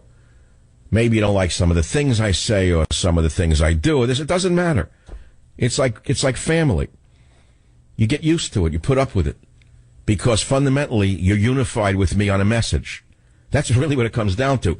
If there was no unification through my message, you really wouldn't be here, and there would be no audience, and the show wouldn't be alive. It just wouldn't be here. So we're connected. It's like I said, like family. You don't like everyone in your family and everything that they do, but you're family, and you'd do anything for them, wouldn't you, if it comes down to it? That's what family is. That's what the Savage Nation is. And I feel that today we've been vindicated. Of all the days I've been in radio. Now, he's not president yet. He didn't even win the primaries. I get it. I know I'm getting ahead of myself, but that's how I am. That's the kind of guy I am. You know, God sees the truth but waits. I see the truth and I don't wait. The phone number is 855-407-282. Frank on WABC. Go ahead, please. What's your topic? Michael, with your great insight into human nature and the human spirit, I can think of no one better than to try to build bridges between religions and races in this country for Donald Trump. I think you have the insight to carry that off. And what's taken the FBI so long to ask for an indictment of Hillary? They got enough to indict her 5 times. Thank you, Michael. Well, thanks, Frank. You know, he said something I have to think about. He says that if I were asked to do it, I could advise the Trump presidency, if it became that, on how to unite religions. I never thought about that, and I can't even respond to it intelligently. I'd have to think about it. It's a very interesting proposition. I don't even know that there's such a... Is there such a position, or is there such an office? I don't even know what that is. I mean, you know, what is that? How do you do that? Just give speeches on love and kindness? I think it transcends all religions, by the way, except for one. It seems to me there's a common theme in all religions, except for one. All religions teach the same thing, which is, you know, do unto others as you would have them do unto you. One religion teaches do the other, and do them as fast as you can. But the fact of the matter is, all religions say the same thing. Do unto others as you would have them do unto you. That summarizes most religions. Now, forget the practices and the this and the that and the wafers and the cats and the capitals and the capillaries and the caps and the gowns and the this and the that and the crosses and the smoke and the stars and the moon and the this and the that. If a religion is a good religion and it has a positive influence upon the people who attend their houses of worship or read the literature, it teaches love at the end of the day and kindness. What do you think it teaches? And it, by and large, all religions do that. That would be my beginning. Simplicity, patience, compassion. Simplicity, patience, compassion. Of course, you could get into the introduction of higher dimensions of consciousness into the awareness of people, but I'm not a guru. Many years people said to me, Savage, you're very captivating. How come you were never one of those guys in the 70s that set up like an est? You could have done that. You have a booming voice. You're extremely charismatic. You can move audiences. You were given the gift. How come you didn't become one of those guys with like a big foundation or a big ashram? The answer is because I don't want it. Because I embrace simplicity at the end of the day. In that regard, I do follow the rules that were laid down, or the edicts were laid down by Lao Tzu, the ancient Chinese philosopher. I like simplicity. I remember through my lean years, permit me now in my third hour, I go into a different state of mind, a different form. There were many lean years of my life, for various reasons, not to complain, just people go through rich and up and downs in their lives. There were lean years, and it's not like I always had the faith that I'd come through it. I knew that I had to fight and stay alive and keep going for the children. That's all I knew. For myself, I didn't care at certain points. I was ready to give up. I was ready to give up. I couldn't take it anymore. But I would look at the children sleeping in bed. I said, I got to do it for them. I can't do it. I can't fail for them. I cannot let them have a loser father, no matter what. I can't do it to them. And then I learned to read a lot of philosophy late at night. I couldn't sleep. I was worried about making money. I didn't know if I could pay the mortgage. I mean, it was horrible. Things that just never should have happened to me. Because I was man-child in the promised land, an immigrant son. I did everything right. And the communists in the country said white men need not apply. The ACLU had the nerve to say, some people will just have to put their futures on hold so others may advance. Well, I was one of those who had to put his future on hold so others may advance. So I stayed up a lot of nights. I couldn't sleep. And I remember reading a self-help book in the 70s it was. And it said, no one ever died from a lack of sleep. They died from worrying about not sleeping. That was the first light bulb that went off in my head about not worrying about not sleeping. And then another self-help book said to me, there are so many things you could do in 2 minutes. And this fellow wrote down in a self-help book things you could do in 2 minutes or 3 minutes. At the time, he said you could write a letter to a friend. Think of what you could do in 3 minutes with emails now, right? You can walk around the block. You can gaze at the stars. You can look at well, I got out a star chart. I used to love astronomy as a young kid. I learned many of the constellations all over again. I would sit on my deck at 3 a.m. and look at the stars, and I would look at the constellations, and I would learn the names of the stars.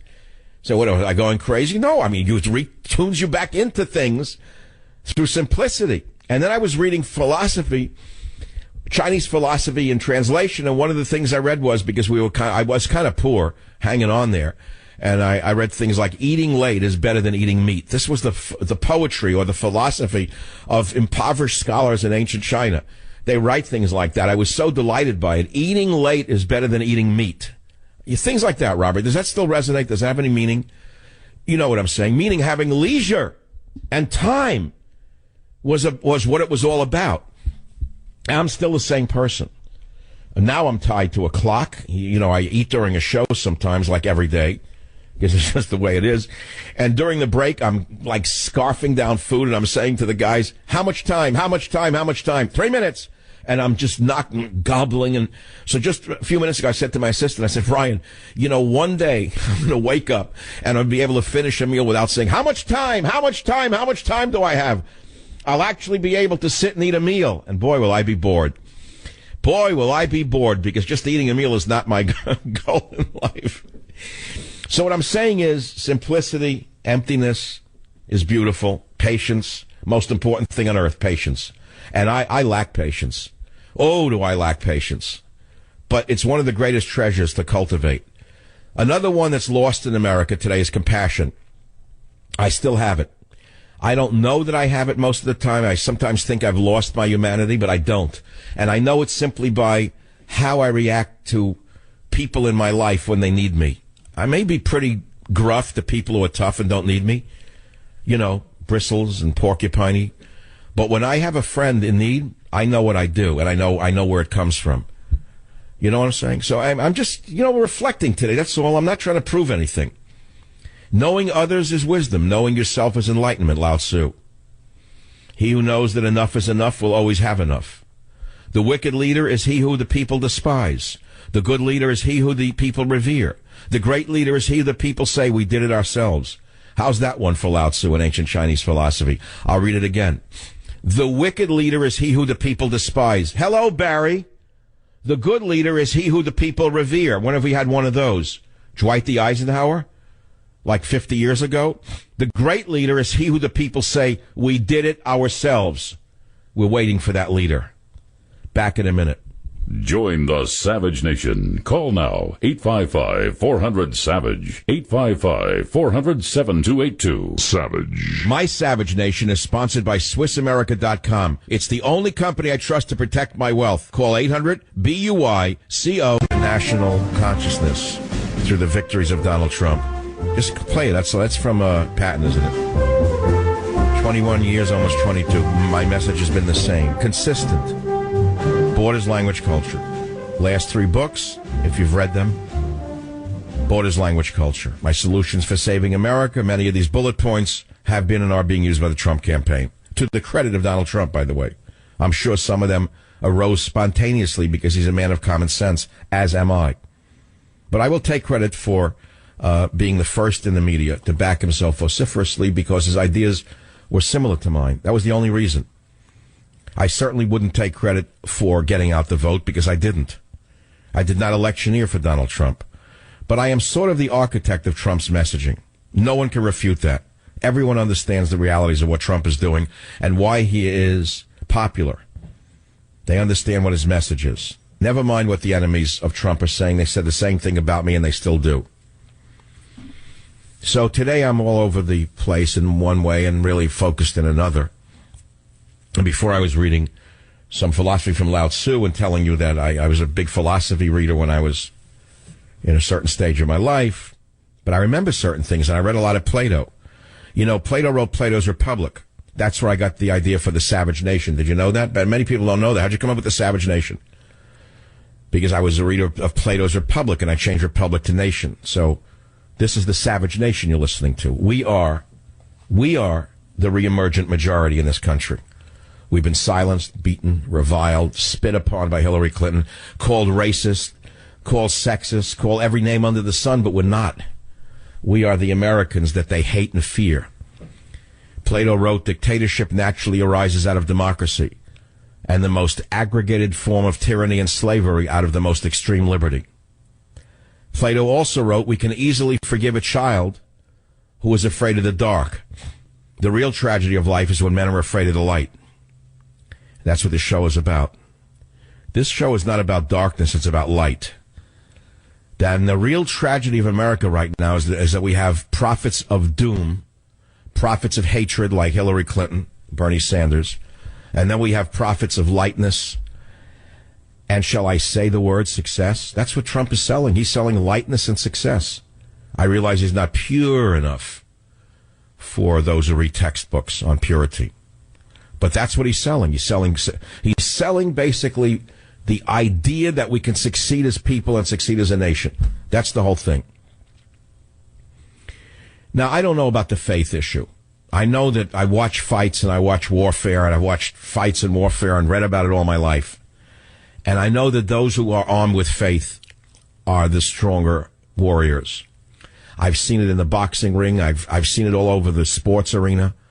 I'm always so moved when I see an athlete, especially when I see a black athlete get down on his knees and pray to Jesus before a game or after a victory of some sort or another, and all of the PC minds go crazy. Like, did he do that? Did he pray? Did he cross himself? How dare he?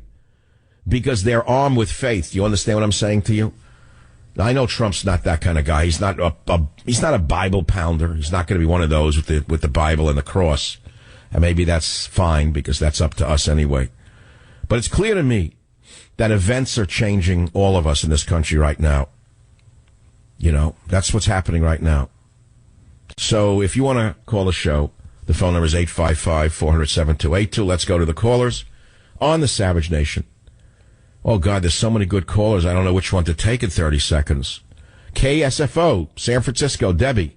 Topic and statement, fire away. Michael, you would be absolutely perfect in science.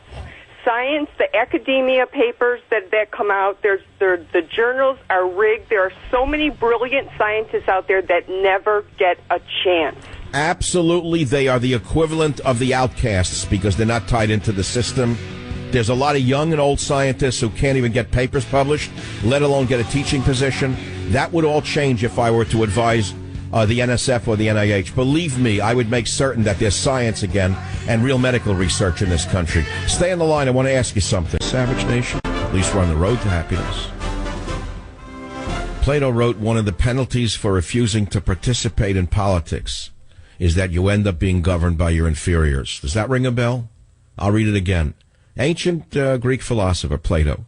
One of the penalties for refusing to participate in politics is that you end up being governed by your inferiors. Does that ever tell you what we're going through right now? Can anyone listening to this show say that we're ruled by our superiors? Can anyone listening to this show really say Obama's a superior human being? I don't have to go down that road, do you? Do I? I don't know. So we're listening to a different song. Listening to a different song. We're hungering, we're thirsting for a different leadership, a different government. We're thirsting for it, we're craving it. And there's an awful lot of us, from the silent majority to the reemergent majority. Independents are crossing over. They're not going to vote for her, the woman who specializes in turning race against race, poor against rich. They don't like her. She's like an imbalanced animal. She's like an imbalanced creature.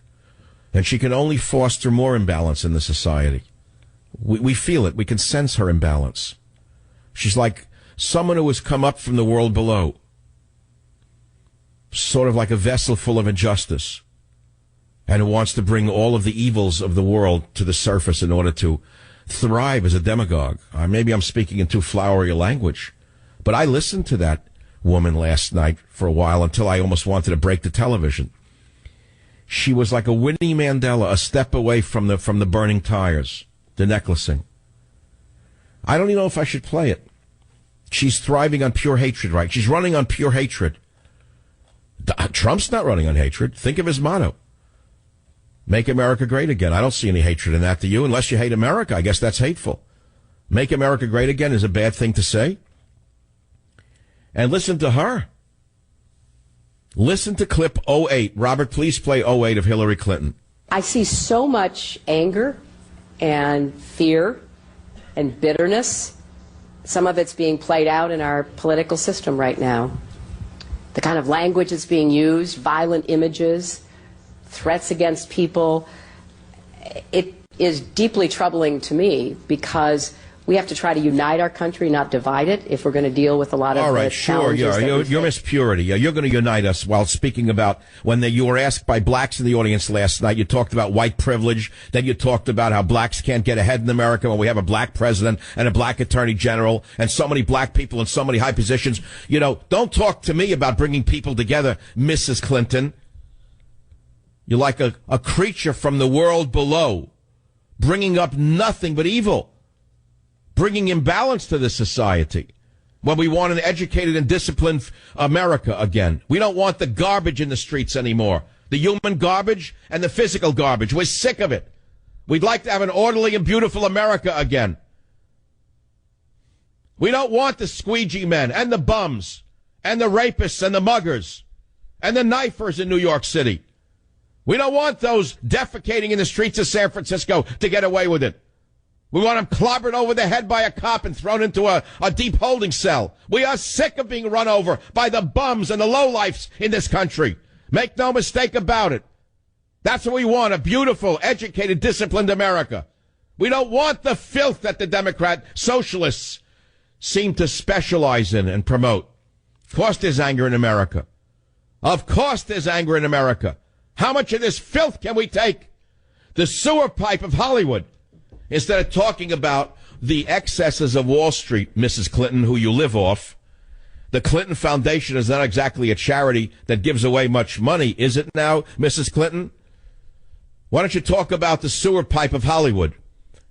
Why don't you talk about the sewer pipe of Hollywood that supports Barack Obama and Hillary Clinton to the nth degree? Tell us about that sewer pipe instead of talking about the reality TV star and how angry he is. He reflects the anger of America, my friends. Make no mistake about it. And all of us know that things can be better. And we all know it in ourselves that if we only had a leader, we could help make it better. We don't need laws to tell us how to act well. It's only the bad people who need laws because they're going to find a way around them. Good people basically are good. They do the right thing. It's the bad people who read the laws and study the laws to find a way around them.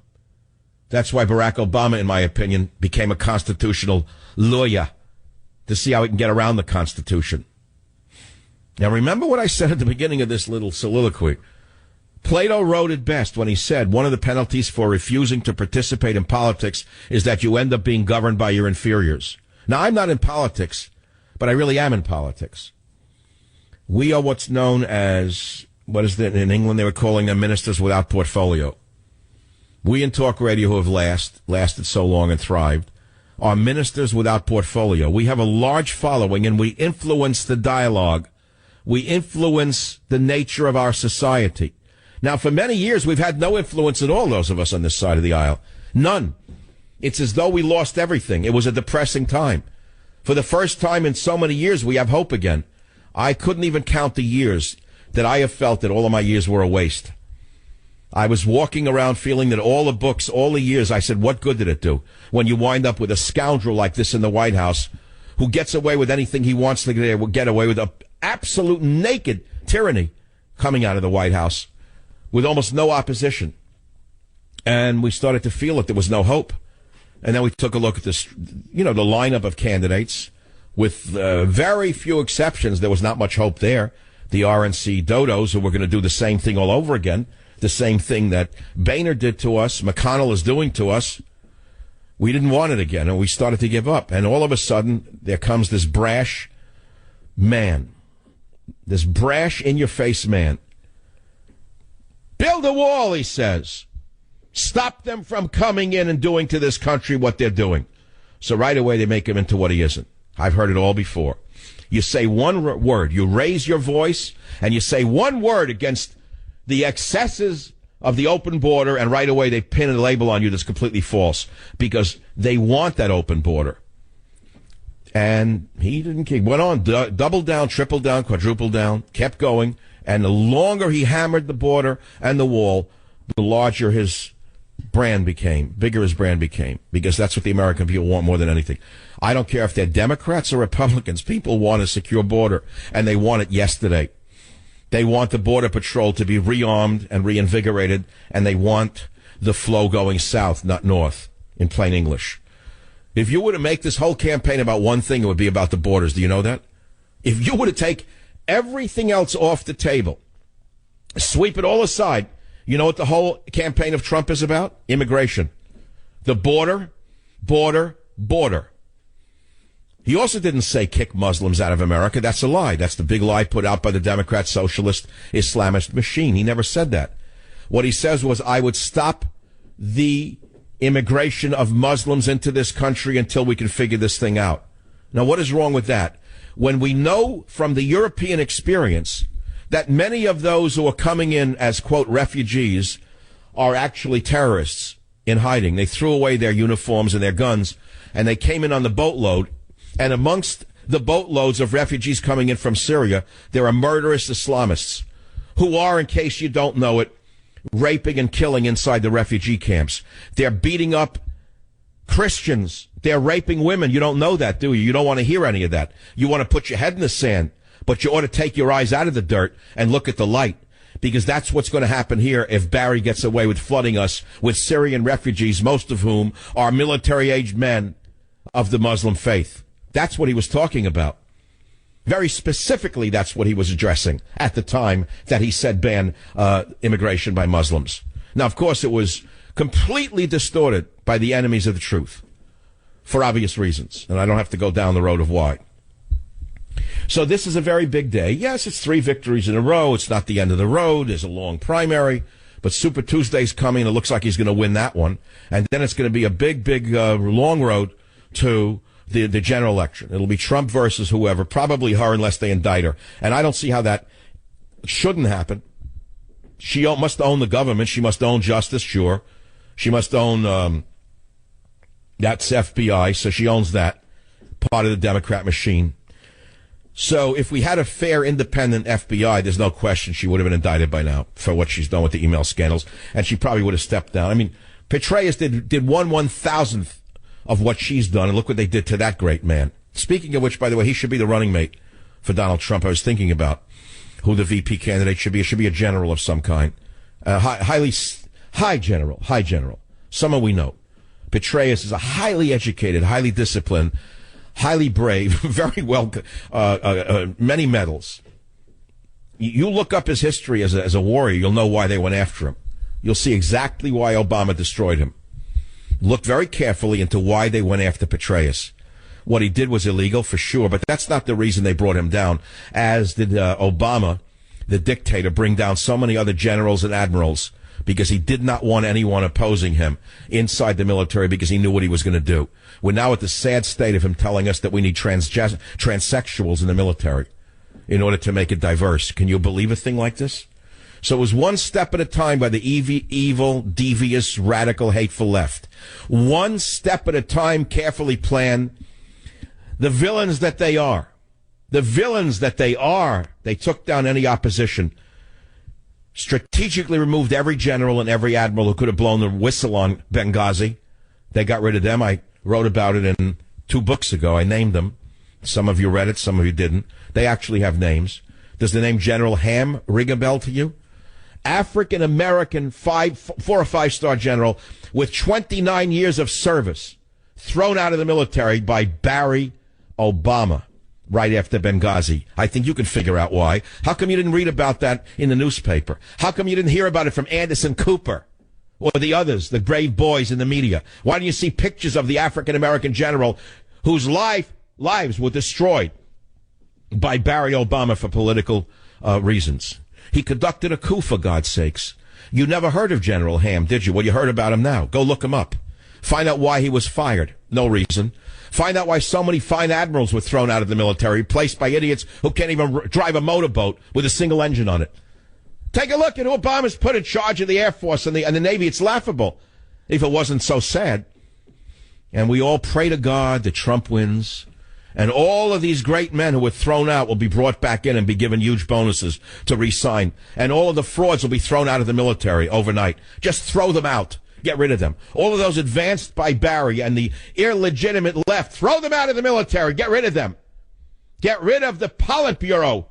You know, during the height of the Soviet era, do you know that on every warship there was a political officer, a KGB officer, even if it was a submarine deep below the seas? Do you know that they had a political officer on the submarine whose job was to go around snooping on all of the sailors to listen if they were politically correct enough, to see if the sailors were saying anything against the government? And we now have the same thing under Barry Obama. He has put the equivalent of KGB spies in every branch of government and in every branch of the military. This is the Savage Nation. Be proud. I'll be back. Join the Savage Nation. Call now, 855-400-SAVAGE, 855-400-7282. Savage. The Savage Nation is sponsored by Swiss America, the only company I trust with my financial future. Call 800-289-2646 or Swiss America. For me, there's not enough time. All right, welcome back, the reemergent majority that listens to the Savage Nation and is cheering Donald Trump. And an article finally came out. It was just written by Bob on WorldNet Daily. The headline is Media Star, I'm the Architect of Trump's Message. It'll be on michaelsavage.com momentarily. He says, make America great again means borders, language, and culture. I'm going to read the article. That's what I do.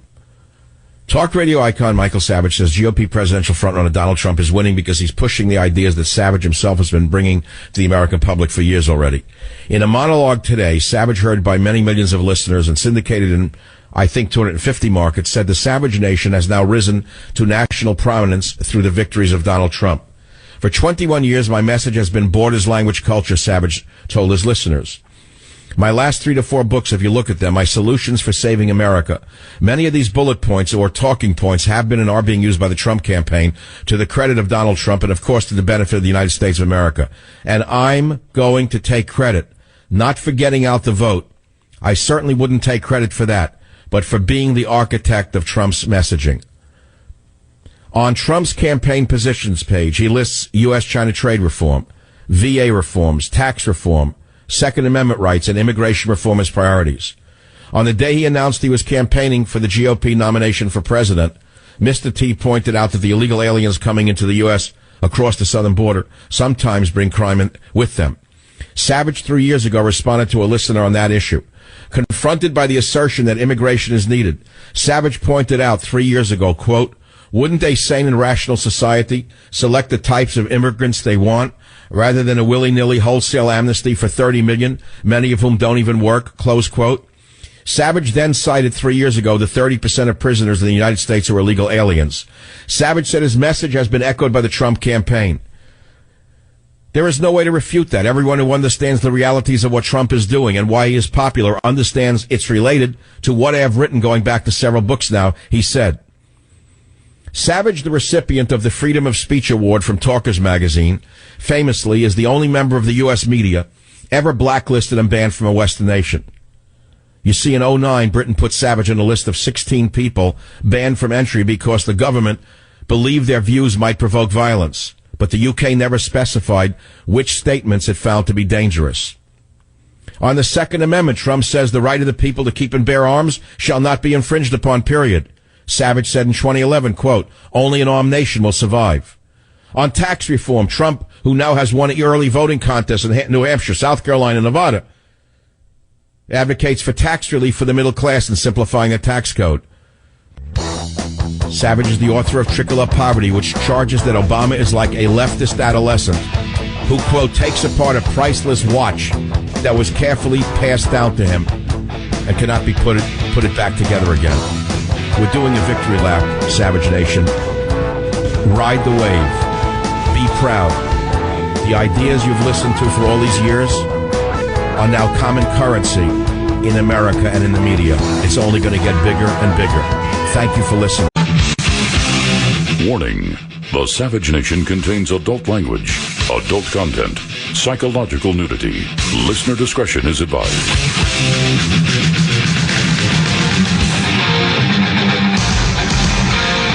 And now, America's most exciting radio talk show, The Savage Nation. Talk radio for the thinking person, home of borders, language, culture. And here he is, Michael Savage. Today, the Defense Department, thanks to very hard work by Secretary of Defense Ash Carter, as well as his team working in concert with the Office of Management and Budget.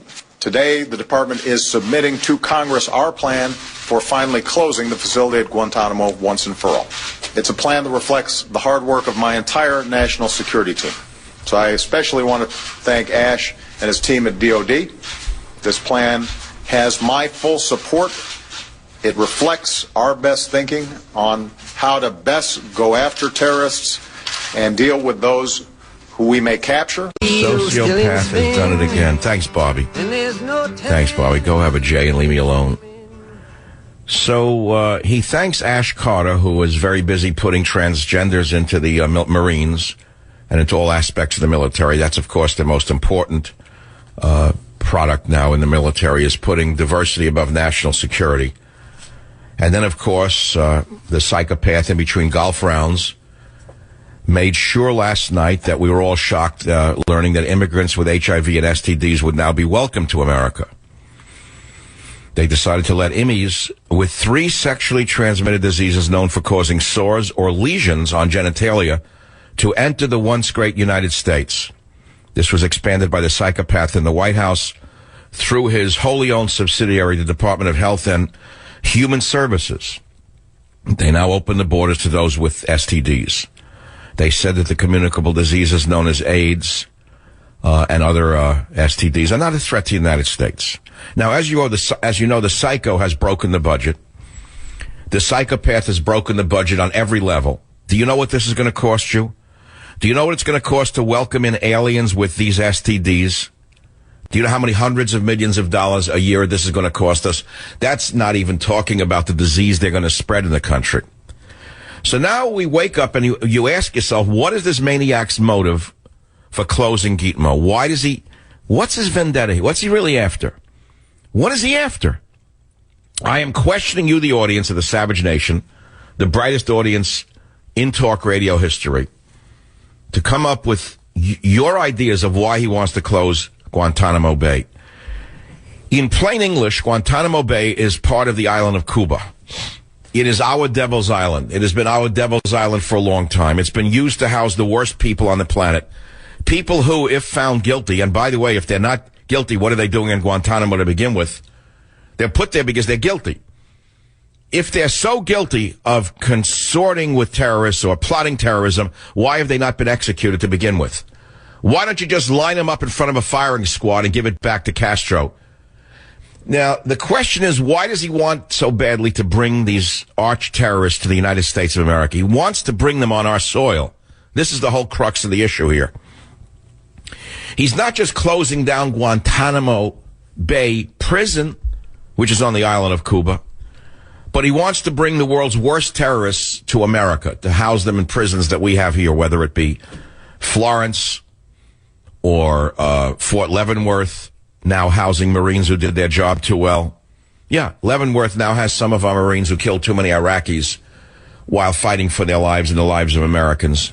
If they did their job a little too well, they're rotting in Fort Leavenworth. I've helped get some of them started in their life after they were let out by raising money for them. Now, why does the psychopath or the sociopath in the White House have such a desire in the waning months of his mad, mad reign of terror to do this to us? He's gotten everything else he wants. Let's go down the punch list of Barry Obama. Let's turn the clock back to when this unknown fraud was foisted upon the American people. And let's go down the punch list and see what he's gotten and what he's got left to do. Let's see. Amnesty for illegal aliens, check. There's a fundamental amnesty right now. He broke the border with Mexico. We're bleeding, and they're bleeding in their undesirables. That's right. Who do you think is coming in from these countries? The most desirable citizens? I don't see Carlos Slim trying to emigrate to America, do you? Do you see any Mexicans who are worth any property trying to come to America? No. So who are they? Who was coming in here? The most undesirable citizens of these countries are pouring into this country. I know it's harsh. I know it hurts. It's like a gut punch. But analyze what I just said to you. So now he wants to bring in, on top of that, immigrants with HIV and STDs into America. So now he's done that. Punch the list. Let's go down the punch list. Obama's mad punch list. Amnesty for illegal aliens. Check that off because it's happened already. It doesn't matter whether or not it's been rubber stamped by the stooges in Congress. We have that. Let's see, gays in the military. Oh, that's an old one. Check that one off. Let's see, gay marriage. Oh, check that one off. Let's see, what else hasn't he achieved yet? Printing as much money as he wants without going to jail for being fundamentally a counterfeiter. Check that one off. He's taken control of the Treasury, which is not his job, by the way. He's not even in his job category. He has fundamentally become a counterfeiter. The world's greatest counterfeiter in the world's history is Barack Obama. No one's ever said that before. You haven't heard it on another show, so I know it's shocking to hear, but he's basically acting like a counterfeiter. He is printing our currency ad libitum as often as he wishes. Let's go down the punch list. What else has he done? Let's see. Oh, well, there's a recent one. A justice died under suspicious circumstances. He's now chuckling that he's going to replace the judge. He's bypassing Congress in his own mind already. God only knows what he's threatening them with in Congress. Replacing the judges. What else? Let's see what else he's done. Can anyone name anything on Obama's punch list that he has not achieved during his reign of madness? I can. There's a few things left. He has not gotten rid of the Second Amendment. He has not gotten around the Second Amendment. He has not figured out a way to take guns out of your cold, dying hands. So that's one big one. But you know, there's a lot of time left. Look what Bush did in the last months of his reign of terror. Bush bankrupted America. Bush busted out the economy in order to feed his friends who did this to us, in order to pay back his contributors, in my estimation. He busted the economy. I had called him a fiscal socialist in the August of that year, and I'll take credit for that. I was 1,000% right. That's right. You keep saying, oh, wow, they want socialism in America. We must fight it at all turns. Bush was a fiscal socialist. What are you doing? You have to check it up in a book? You have to read it on a conservative website to see if it was said before? It was said before by me in 2007. I said Bush is a fiscal socialist. So you already have socialism, by and large, maybe to the 70th percentile. Medicare, Medicaid, EPA, you name all of the alphabet agencies of the federal government, what do you think they are? Socialism, my friends, an overbearingly top-heavy, centralized government. So don't sit there and think you're living in a free society, in a capitalist society. So let's see. He has not yet been spying on Americans without going to prison. Check that one off. Let's see. Using all of the police agencies that he has under his power, not to really fight terror, but to fight the American patriots. Check that one off. Let's see. Seizing federal land and killing people with impunity. Check that one off. Let's go down the list. What has the madman, the psychopath, the sociopath, the imposter not yet checked off on his checklist when there's only a few things left? Let's see. Allowing illegal aliens to vote in America, thereby rendering our votes meaningless. That's already happened. He has fought every voter ID law successfully.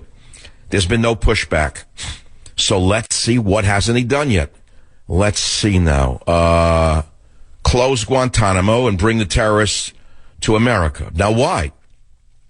Take away your right to bear arms. Well, that you know why. So we can have the exact power that Castro has over his people. Turn them into slaves, in essence. Frightened little slaves. So he's got a few things left on his little punch list as he goes out the door and goes on to better things. One of them is Guantanamo. And you have to ask yourself why it's so important to him. I question the level of importance is the whole issue of today's program, at least in this first hour. Why is Barry Obama so crazy to close Guantanamo and to get these terrorists onto our shores? Why? And to go back to the opening statement, the reason they're on Guantanamo, which is our devil's island, is because they're devils. And devils need to be dealt with the way devils should be dealt with. If they are innocent, they should be freed. If they are guilty as charged, they should be executed for having committed crimes against our nation during wartime. Why are they bringing him here? Why does he want immigrants with HIV and STDs welcome into the United States of America? Why is he not stopping the Zika virus by banning all travel to and from the nations where the Zika virus is raging? Why? Tell me why. Why is he letting a record number of children from Central America flood into this country? Every one of them will become a burden upon the American taxpayer. Why is he going to use executive action to close Guantanamo and bring these detainees into the United States of America? How many Guantanamo inmates who have been freed have gone back to fight against America? What percentage of them are recidivists? It's a big word. I know it's a tough word for liberals. Recidivists. You won't hear that on the campaign trail because most of the candidates talk in 2 or 3 syllables. Boys and girls, I will make America great again. I will make America hate again. Take your choice. One from column A or one from column B. That's the opening to the show. Now, yesterday, I don't know whether I hit a new high water, but I didn't have one caller in 3 hours. I started out slow, and like a good symphony, I ended at a very quick pace. Today is going to be different. I'm going to take a lot of calls. Yesterday was a no-caller day. People didn't even understand it. They said, oh, Savage didn't have any calls. No, I had jammed lines the whole time. But I didn't get to them because my mind was flowing. It was flowing with ideas. I was inspired all day long. I wanted to speak with you, my loyal audience. I treat each day on radio as though it is my last. It is one of the greatest gifts to have in radio, by the way, is to not sit there thinking that you're going to be on the air forever, because only God has that power. Do you understand that? Do you understand that? I visited a friend last night who was 87 years of age, who's very sick. He fell off a motor vehicle, let's say a two-wheel motor vehicle. I had told him for years to stop riding the motor vehicle. I said, stop it, you're going to get killed one day. Well, a few months ago, his motor scooter fell over and it fell on him and he broke ribs. I said, stop it, you're going to die. Now, he's a man of means. He's a wonderful person. He's given so much to the world. I would consider him my best friend. I have about one or two friends in the whole world, which I consider to be very lucky. Outside of my family, I have two friends. Truthfully, he's one of the two. And I visited him last night, and I didn't know what to do to help him. I told him about certain vitamins and stuff that could help his healing go faster the doctors knew nothing about. And initially, for a week or so, he was following my advice, and his spirits had gone up. And then one of the quacks probably talked to him and cut the dose down, and he wasn't feeling well last night. And I explained to him, the way I explain in Diseases Without Borders, how what proper dose to take, particularly in this case of ascorbic acid. Vitamin C. Said, oh, I didn't know that. I said, yes, a flat teaspoonful is 4 grams. Well, he had cut it back to 1.5 grams, and his spirits had gone down. I said, John, vitamin C crosses the blood-brain barrier faster than heroin. The molecule is that small. It's one of the greatest mood enhancers in the world. Now, most of you take powder, don't take powdered C, you take pills. They're worthless. Most vitamin C pills are dead. You may as well be taking straw. I try to explain that to him. So he got the powder and he took it. I'll get back to the main theme of the story. I had gone over the bridge to see him. This goes right back to Guantanamo. Again, the red light came up. See, I could go on now like a filibuster for 5 straight hours. I feel it again. I'm feeling the spirit. I don't know what it is. I'm on some kind of new vitamins or something. I'm feeling the spirit again. But I promise you, we will get to the callers right here on the Savage Nation. Join the Savage Nation. Call now, 855-400-SAVAGE, 855-400-7282. Savage. The Savage Nation is sponsored by SwissAmerica.com, the only company I trust to protect my wealth and financial future. Call 1-800-289-2640. I'll finish up the story and get back to my main question, which is, should we close Guantanamo Bay Prison or not? I said Gitmo is our devil's island. If any of them are innocent, release them. If they're guilty, execute them by firing squad and give Guantanamo Bay back to the Castro criminal regime. But I want to go back to my story about visiting my sick friend last night. I drove over the bridge. Sometimes I work in a county north of San Francisco. I drove in. I was going to have dinner. It was a beautiful night. Visited my friend. I didn't feel good after visiting with him because I realized how fleeting life is the whole point. He is, I would say is, because he's still with us, one of the most dynamic people I've ever met in my whole life. He has given away fortunes to hospitals and charities around the world. He's a wonderful man. I wanted to take his motor scooter away from him. I wanted to throw it into a river months ago. I had an instinct to throw his keys away. He wouldn't listen to anybody. He once said to me, I'd rather die on the motor scooter than be imprisoned. The guy could afford 18 chauffeurs a minute. He doesn't want them. He's a free spirit. So he had this accident. Some idiot woman crashed into him. So I looked at him, and I said to myself, tomorrow that's you. I could fall off a bicycle, right? An airplane could fall out of the sky that I'm on. I could go to a resort and wind up with a pillow over my head. I could eat a meal in a restaurant that's poisoned. I can just get a food in any local restaurant and get sick from it the way they're making food today. You can't believe the garbage. I just can't believe what I'm looking at. The filth that's in the food when you actually analyze it. So the bottom line is that coming back to radio and this whole topic of today is, should we close Gitmo or not? and I said Gitmo is our devil's island, why does the psychopath in the White House have such a desire in the waning days of his regime, his hateful regime, his devious regime, his painful regime, his poisonous regime, his toxic regime? Why does he want to do this so badly? He doesn't have to do this. Why is he doing this? Do you have an answer to this? It's the most important question I could ask you today, apropos of the story I just told you. Join the Savage Nation. Call now, 855-400-SAVAGE. Savage. Music's from the era that I like the best, the Cuban music I like the best. But the fact is, I'm asking a question, why does he have such a vendetta, almost a mania, let's put it that way, such a mania to get this done, to close Guantanamo? Why is he closing it? What are his arguments? He hasn't given any. He spoke in generalities as usual. We have our plan, and Ash Carter, that moron, a man who should be tried for war crimes against the military when it's all over. If Trump wins, they should try Ash Carter for the crimes he's done to the military. I don't think Humpty can ever be fixed again. This guy is the worst of all of them, and he's in a long line of the most devious anti-American defense secretaries I've ever seen in my life. It goes back to Panchetta. Leo Panchetta should be on the docket. Every last one of them should be tried for the damage they have done to the greatest military the world had ever seen before this psychopathic left-wing maniac took office. But to calm down a bit, why does he have such a desire to close it? Now, I'm going to let you liberals out there who don't really know the issues but think you do, tell me why we should close Gitmo and release these terrorists or bring them to America.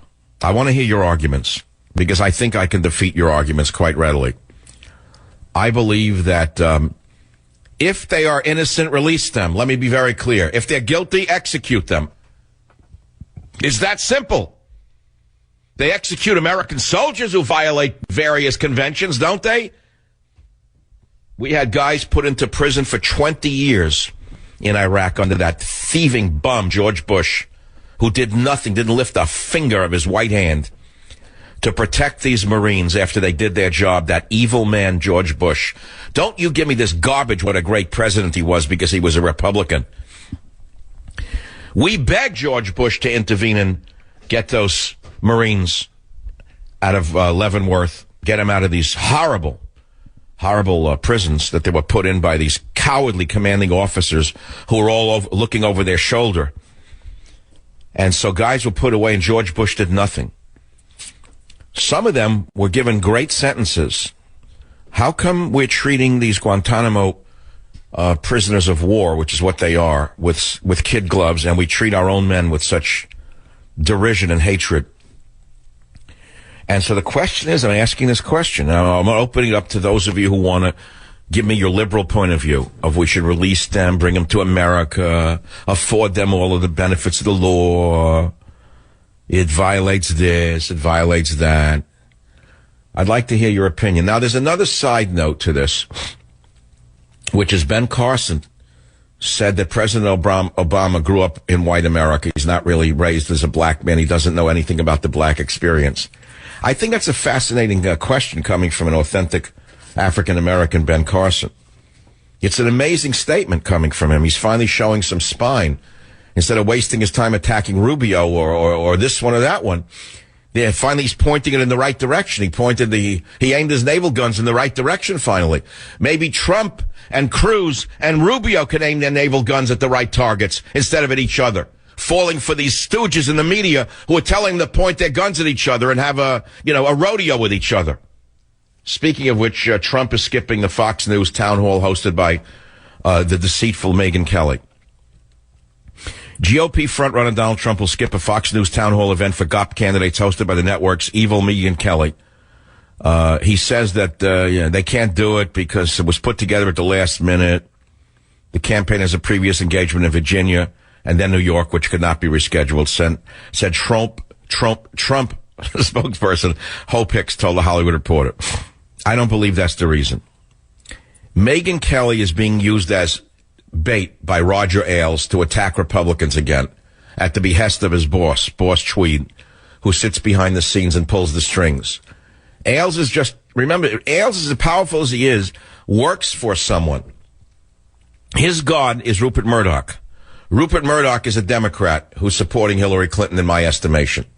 Rupert Murdoch is an open borders type of guy.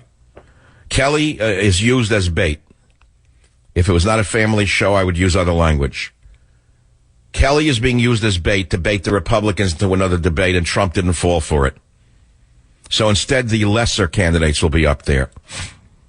The ones that'll never win. Ben Carson, Ted the Vampire Cruz, Marco the Ice Cream Man Rubio, and Governor John Crybaby Kasich will appear on the at the town. What is Kasich doing up there? What in the world is he doing there? Well, I told you why they stay in it to the end. You know what kind of money is involved? How many times do I have to tell you? They can't steal the money and use it on their own.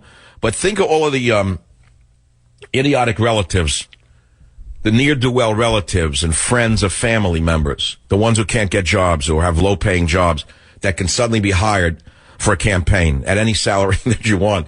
There's no oversight. Do you know that? So raise $100 million. They don't have to take it for themselves.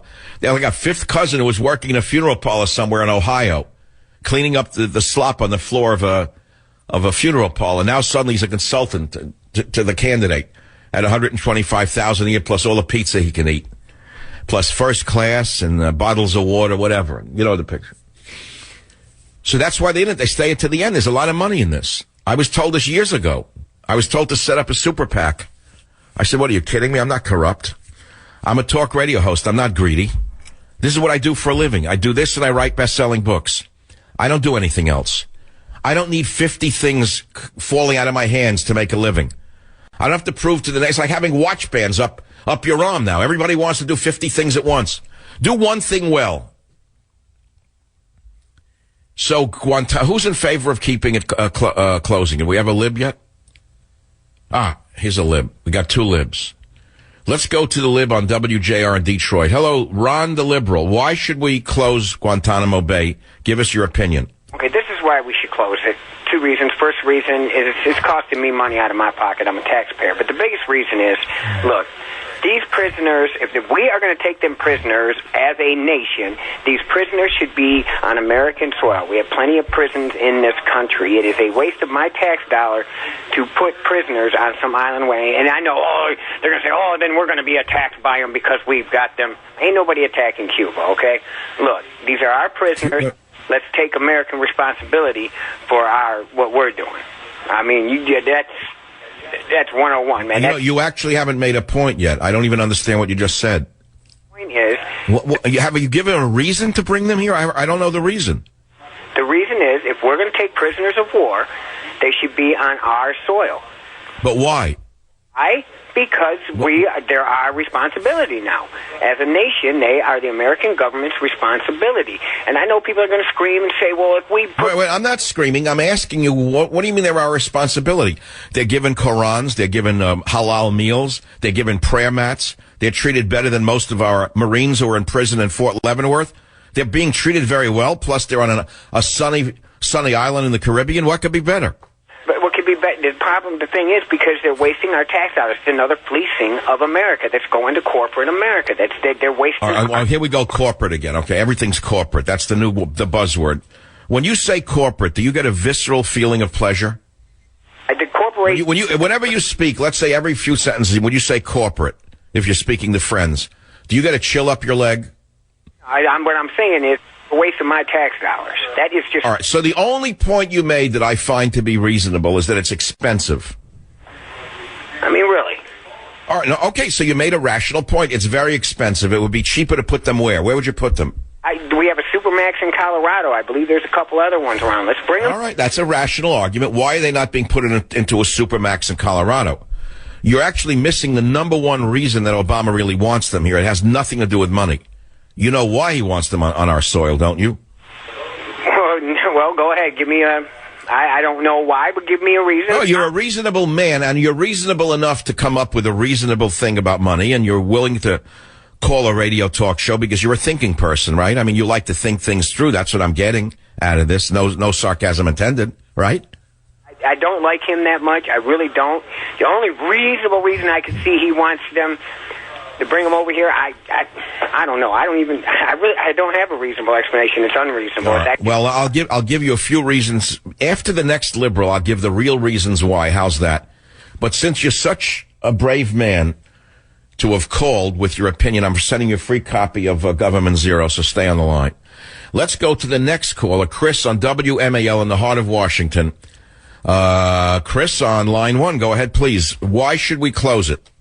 Basically, my argument just goes along the lines of what we do there is against the Geneva Convention and United Nations norms. And because of that... Okay, hold on. No, you made your point. You don't have to add addendum to that. I heard it before. Okay. Where is it written that people who don't ascribe and follow the Geneva Conventions should be afforded the protections of the Geneva Conventions? Why should these animals be given protections according to the Geneva Conventions when they do the most horrible things to innocent men, women, and children of all religions and races? Who said they're entitled to those protections? Because they're human beings, Michael. Oh, no. Not all people who walk in human bodies are human beings. There are devils walking around in human skin. Are you telling me, for example, you know what the Taliban, what the ISIS has been doing to innocent girls in the Middle East, right? Mm-hmm. What do you mean, Tell me what ISIS members have done and are doing in the Middle East to Yazidi girls that they capture. I don't know. Well, of course you don't know because you read the college newspaper. It didn't make it to the college paper. They are passing them around like prostitutes, little innocent girls who was clean as you've ever seen, as innocent virgins. They're passing them around like the cheapest piece of meat that they could ever find, repeatedly raping them around the clock. Do you know that? So having said that to you, are you telling me that that's a human thing to do to a young girl? I'm not saying that all of the people at Guantanamo have done that, Mike. All right, you're making a good point. Not all of them rape young girls in a theater of war. But what if someone has done something even worse than that? What if they've planted a bomb in a mosque, for example, filled with innocent worshippers of a different sect of Islam, and blew up 150 men, women, and children? Do you think that that's the act of a human being? No. Okay. What I'm trying to say to you is we've got to stop living with a textbook view of the world. We're not living with a textbook enemy. These are people who are, by all estimation, the ones who commit these atrocities. They have left the human race. And there's a word for them. But if I use it, my argument will diminish because people will say that I'm something that I'm not. They have left the human race by their behavior, and I would argue that those who have left the human race by their despicable acts of war against human beings have no right to the constitutional protections, and they have no right to the Geneva Convention. None whatsoever. And one of the reasons that they were sent to Gitmo, my liberal friend, is because they were able to be questioned in a way they couldn't be questioned here. You know that? Thank you for the call. I mean, what's the point of having a dialogue? I think he's another intelligent guy who was trying to give an argument that was rational up to a point, because I've seen it. It violates the Geneva Convention. And the people, because you got to understand, Obama, from the beginning, took the legal position that the captives brought to Cuba were not prisoners of war, but they fell into the vague, newly created legal category of enemy combatants. But I would say that anyone who falls into that category or has committed atrocities has lost the right to the protections of the Geneva Convention. And I would cite precedent for this. And I'll give it to you right now. World War II, Franklin Delano Roosevelt, as liberal as they come, as socialist by any estimation, a hero of Barack Obama. When Nazi spies landed in America, they landed on Long Island. They were put ashore by submarine. U-boats brought them to New York. They landed in New York, and I think they landed on the beaches. They came ashore in New Jersey as well. Some of them were captured, and pretty quickly, and the others were captured within a few days in America. That's when we really had an intelligence service that took no prisoners. That's when they knew how to break down doors and beat people up to get the information. And believe me, they got the information. They caught those Nazis pretty quick. And take a guess what the fate of those Nazi prisoners of war were. Now, they had not yet even committed a crime. None of them had blown up a train. None of them had sunk a ship. None of them had blown up a schoolyard. They wouldn't do that, by the way, in those days. They weren't the practitioners of the religion of peace. What do you think was their fate? They were executed by firing squad under Franklin Delano Roosevelt. Did you know that? That's what was done to enemies who came ashore to harm us.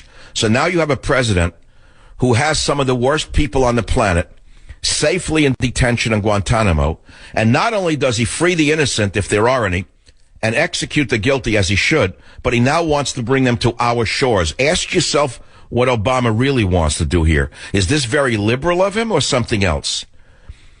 I'm Michael Savage, back in a minute. Join the Savage Nation. Call now, 855-400-SAVAGE, 855-400-7282. Savage. Hey, our Savage Nation is sponsored by SwissAmerica.com, the only company I trust for wealth insurance, gold and silver. Call 800-BUI-CO. Guantanamo harms our partnerships with allies and other countries whose cooperation we need against terrorism. When I talk to other world leaders, they bring up the fact that Guantanamo's not resolved. Moreover, keeping this facility open is contrary to our values. What it undermines our standing in the world. What a It is liar. viewed as a stain on our broader record of You're a upholding stain on the presidency. the highest standards of rule of You know, law. I can't listen to him without getting very angry. Everything he says is a complete lie. He's talking about values. Don't you love this guy? He's stepped on every value that you can know of as a president. Now, what does he have such a desire for to close Guantanamo? It has nothing to do with what he's saying. Everything is something else. Why do we even have Guantanamo? That's a real question. Most of you don't even know what it is, where it is. You say Guantanamo, you think it's a prison in Miami. It isn't in Miami. It was seized in 1898 during the Spanish-American War in the Battle of Guantanamo Bay. 03, U.S. and Cuba sign a lease granting the U.S. permission to use the land as a coaling and naval station. And we still have it. Private enterprise not allowed under the treaty. Warning. The Savage Nation contains adult language, adult content, psychological nudity. Listener discretion is advised.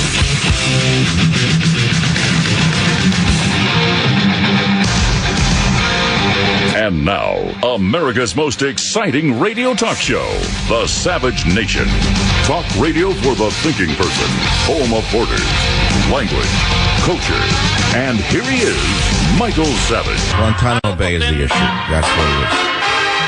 And this is old-style Cuban music going back probably to the late 40s or 50s. No one even knows it anymore except the aficionados. And the point is that since we're talking about Cuba, I'm playing some Cuban music. The thin-smoking man in the White House has such a vendetta against America that in the waning days of his toxic regime, he's trying to jam in as much as he can. And one of the items that he's trying to jam down our throats is releasing their prisoners from Guantanamo, returning the land to Cuba for reasons we've discussed, and releasing the prisoners, putting them on American soil so that they are afforded all the constitutional protections that they're not entitled to. I'll go into that again. And then we have the other issue, which we haven't gotten to yet. Ben Carson claiming Obama was raised white and doesn't understand black Americans. Now, we're allowed to play this because it's Ben Carson. He's saying what everyone in America knows to be true. Obama's a spoiled white kid. He's behaving like a spoiled kid. Take race out of it. He's a spoiled brat. He never worked a day in his life. Did he ever work in his life? Never. Did he ever hold a job? No. Did he ever produce a product that anyone can name? Did he ever produce a service that anyone ever bought? No. He's done nothing for the world. Nothing. Now you say, well, that's, others. No, it's not true. I don't know of any other president in American history who never produced anything before becoming president. Can you name a few? I don't know. Let's say even G.W. Bush, the bumbler. Bush had jobs. I think Bush was in investment banking, wasn't he? He did something. He worked. Obama did nothing. He was a pot-smoking bum in high school. Then he became a pot-smoking bum at Occidental College, according to his own biography. Don't blame me. His own autobiography said he was a druggie. Then the bum went on to Columbia, where because of his race, in plain English, he was looked up to by the moron liberals. And he said that's when he became radicalized, when he realized the more he espoused the lines of the Black Panthers, the more respect he got from the white morons. Well, the rest is history. So here we are. Here's a man who's done nothing in his life except jawbone everybody to death with his booming voice and his great looks. And here we are. So now he's telling us he wants to close Guantanamo Bay for this reason and that reason. One is American values and this. It's all rubbish. And I'm asking you what the real reasons are. What are the real reasons are? And then we have the Ben Carson tape. Let's play some of the Ben Carson stuff just for a minute. Let's hear it. Like most Americans, I was proud that we broke the color barrier when he was elected. But I also recognize that his experience and my experience are night and day. He didn't grow up like I grew up by any stretch, not even close. African American. He was, raised white. Many of his formative years were spent in Indonesia. So for him to, claim that, he identifies with the experience of Black Americans, I think is a bit of a stretch. Okay, just the next one. Just run it through. Let's get it over with already. You have to recognize that what President Obama represents is an ideology that is antithetical to the ideology of most people in the Republican Party. And I don't think it has anything to do with race. I mean, Hillary represents that kind of ideology also. And they'll say it's because she's a woman. I mean, any guy who represents that kind of ideology is going to evoke exactly the same types of criticism. I wish that there were a million Ben Carsons marching on Washington. Boy, would I like to see a million Carson march. Carson grew up in Detroit with a single mother. She worked 3 jobs. And during this interview, he downplayed racism. He said that discrimination now in 2016 is far better than what he experienced growing up. And he said, remember, now I've been around for 64 years. I've had a chance to see what real racism is. Dr. Carson added that classism, not racism, is the issue on the table. He said a lot of things that people classify as racism is classism. And believe me, there's a lot of classism in our society. And if people of a certain race happen to fall into a lower class, then they get the brunt of it. It's an interesting story that his mother worked 3 jobs and that he was able to go to medical school. And I've got to tell you, you've got to hear this over and over again. As a trained academic before going into radio, there's a huge difference, as in anything, between doctors, okay? Not all doctors are equal, not all talk show hosts are equal, not all baseball players are equal, not all fighters are equal, not all mothers are equal, not all moms are equal, not all fathers are equal, but I have to say it again. Not all presidents are equal, not all immigrants are equal. Ben Carson is a pediatric neurosurgeon, possibly one of the most difficult practices in the field, in all the fields of medicine. What does it mean? He performs brain surgery on infants and children. You can't fake that. You can't get it the way Obama became a politician. You can't talk your way into the job and keep it. You slip with the scalpel, you kill a child, or you damage her for life, then you're out of business. So he didn't get through medical school based on affirmative action. He got through medical school based on his abilities. You should know that about him. It's important to say that again. It's very important to understand what a fine man he really is and how he achieved it all on his own. A mother, single mother, 3 jobs. It's unbelievable to see that. I went in a store the other night to buy my grandchild a dress. I don't know when it was. It was late at night. It was closing time on a Saturday night. They closed at 8. I was in there 7:45 in a little child store in a mall that was dark. And there was an African-American young woman behind the counter. She was probably tired. And we got off on the wrong foot.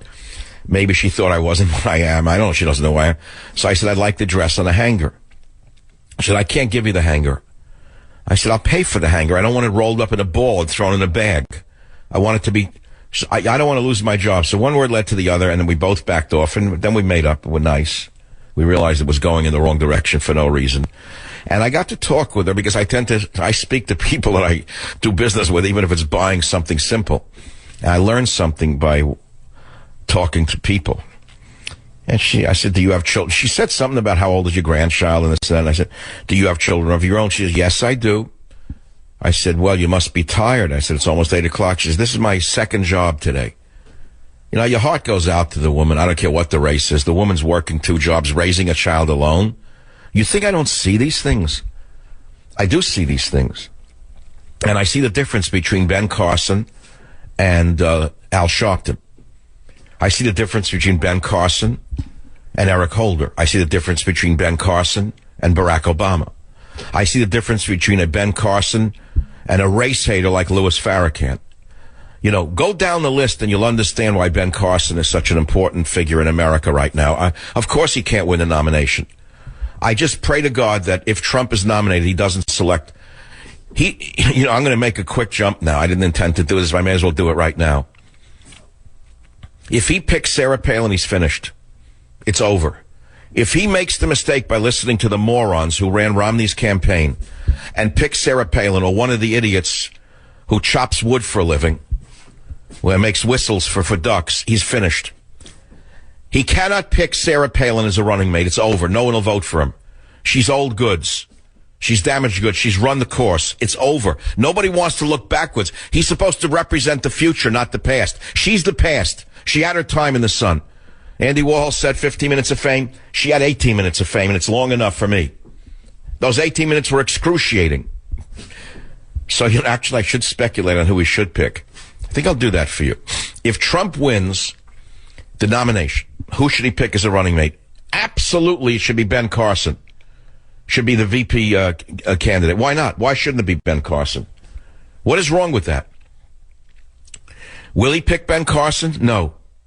I can guarantee you as I stand here, advisors who failed at everything they've done in their whole life except making extraordinary fortunes doing nothing correctly will advise him not to pick Ben Carson. They'll pick some stooge middle of the roader and will destroy his candidacy, and Hillary Clinton will be president.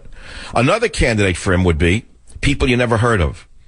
Do you know that there's a black Republican congresswoman in the West, in Salt Lake City?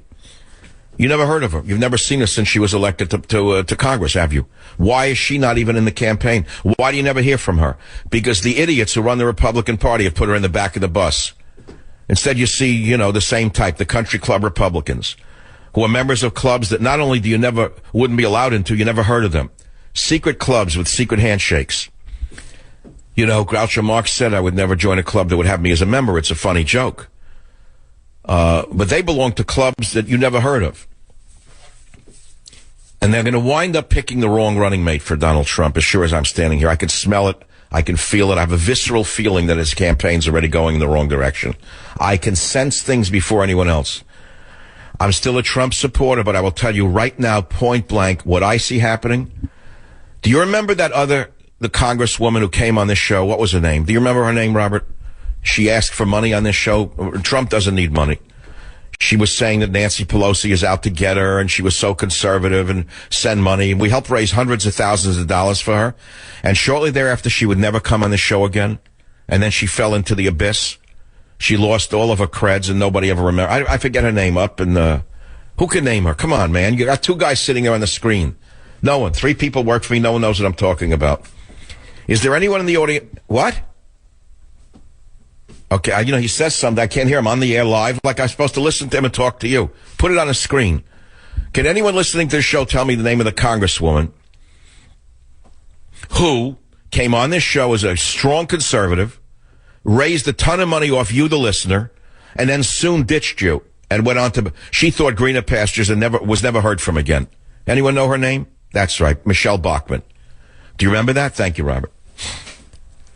Michelle Bachmann. And I sense the same thing is going to happen here. I can smell it from a mile away. I don't know why I do it. I have an instinct.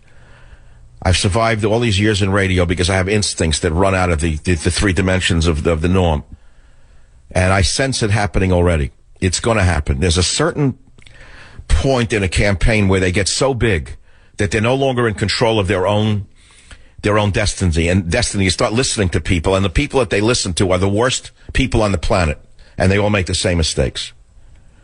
Okay, but coming back to the big story of Obama wanting to close Guantanamo, that's what I want to get back to. And I want to, before we take our first commercial break for the wonderful folks who sponsor this program, which you love so much, I want to listen to Mr. Obama in clip 06. 6, please. We'll continue to securely and responsibly transfer to other countries the 35 detainees out of the 91 that have already been approved for transfer. Keep in mind this process involves extensive and careful coordination across our federal government to ensure that our national security interests like the immigration, sir. when an individual is transferred to another country. So, for example, we insist that foreign countries institute strong security measures. And as we move forward, that means that we will have around 60 and potentially even fewer detainees remaining. Can anyone tell me which countries the previous detainees were released to, and how tight the security is in Oman? Can anyone tell me how many of these monsters, these murderous monsters, have gone back to their business of killing, murdering, kidnapping, raping, and blowing things up? What the rate of recidivism is? Do you realize what a liar he is, that he's saying this as though he makes things up as he goes along? They'll go to countries, insecurity, all aspects of government. Sounds good, doesn't it? To who? Who would believe a word that he just said? These are the most dangerous, hardened criminals on the planet, or they would have been released already. Why does he so intently want to bring them to American shores? Moreover, why does he want to give that land back to Cuba? What is really in it for him and the Democrat Party donors who stole my Presidio from me so greedy private developers could destroy this once great military base? How many local senators and congressmen have made fortunes here in San Francisco off the land transfer of the Presidio? How many of the skunks in Congress have made fortunes off the transfer of military bases to private sources? How many of them have made third, fourth party fortunes off this? How many of them are in the construction business? Can you name the senators and the congresswomen whose husbands are mega contractors who build these enterprises? Because if you can, then you could trace and follow the money all the way back to Guantanamo. Back in a minute. Join the Savage Nation. Call now, 855-400-SAVAGE, 855-400-7282. Savage. Your Savage Nation is sponsored by SwissAmerica.com. It's the only company I trust for tangible assets, gold and silver. Call 800-BUI-CO. So the fanatic in the White House has a desire to close Guantanamo and bring prisoners to the American shores, to give them all the benefits that our Constitution affords law-abiding citizens who get into trouble, and to afford them all of the protections of the Geneva Convention. Now, I want to dispatch your false impression that terrorists are entitled to such protections, because they're not. A friend of mine just looked up the Geneva Convention. Many of you don't even know that it exists. There is a Geneva Convention of laws regarding to rules and law regarding war. And I'll read you Clause 18. By violating every tenet of international law regarding treatment of prisoners, terrorist groups forfeit any entitlement to protection under the Geneva Conventions. U.S. forces would be within their legal rights to treat captured al-Qaeda members as they did Nazi saboteurs during World War II, trial by military commission and execution by firing squad. At least that's one legal opinion on that. The phone number here is 855-407-282. 855-400-SAVAGE. Now let's go to the callers on the I don't have time. We're just running through this quickly. Should we close Guantanamo or not, as the smoking angry man in the White House would like to do? Remember, Gitmo is our devil's island. The devils who are on that island have all committed crimes against humanity, or they wouldn't be there. They would have been released by now. These are the worst of the worst. Why have they not been executed by firing squad? That's the real question. And why would Obama bring them to a neighborhood near you is the second question.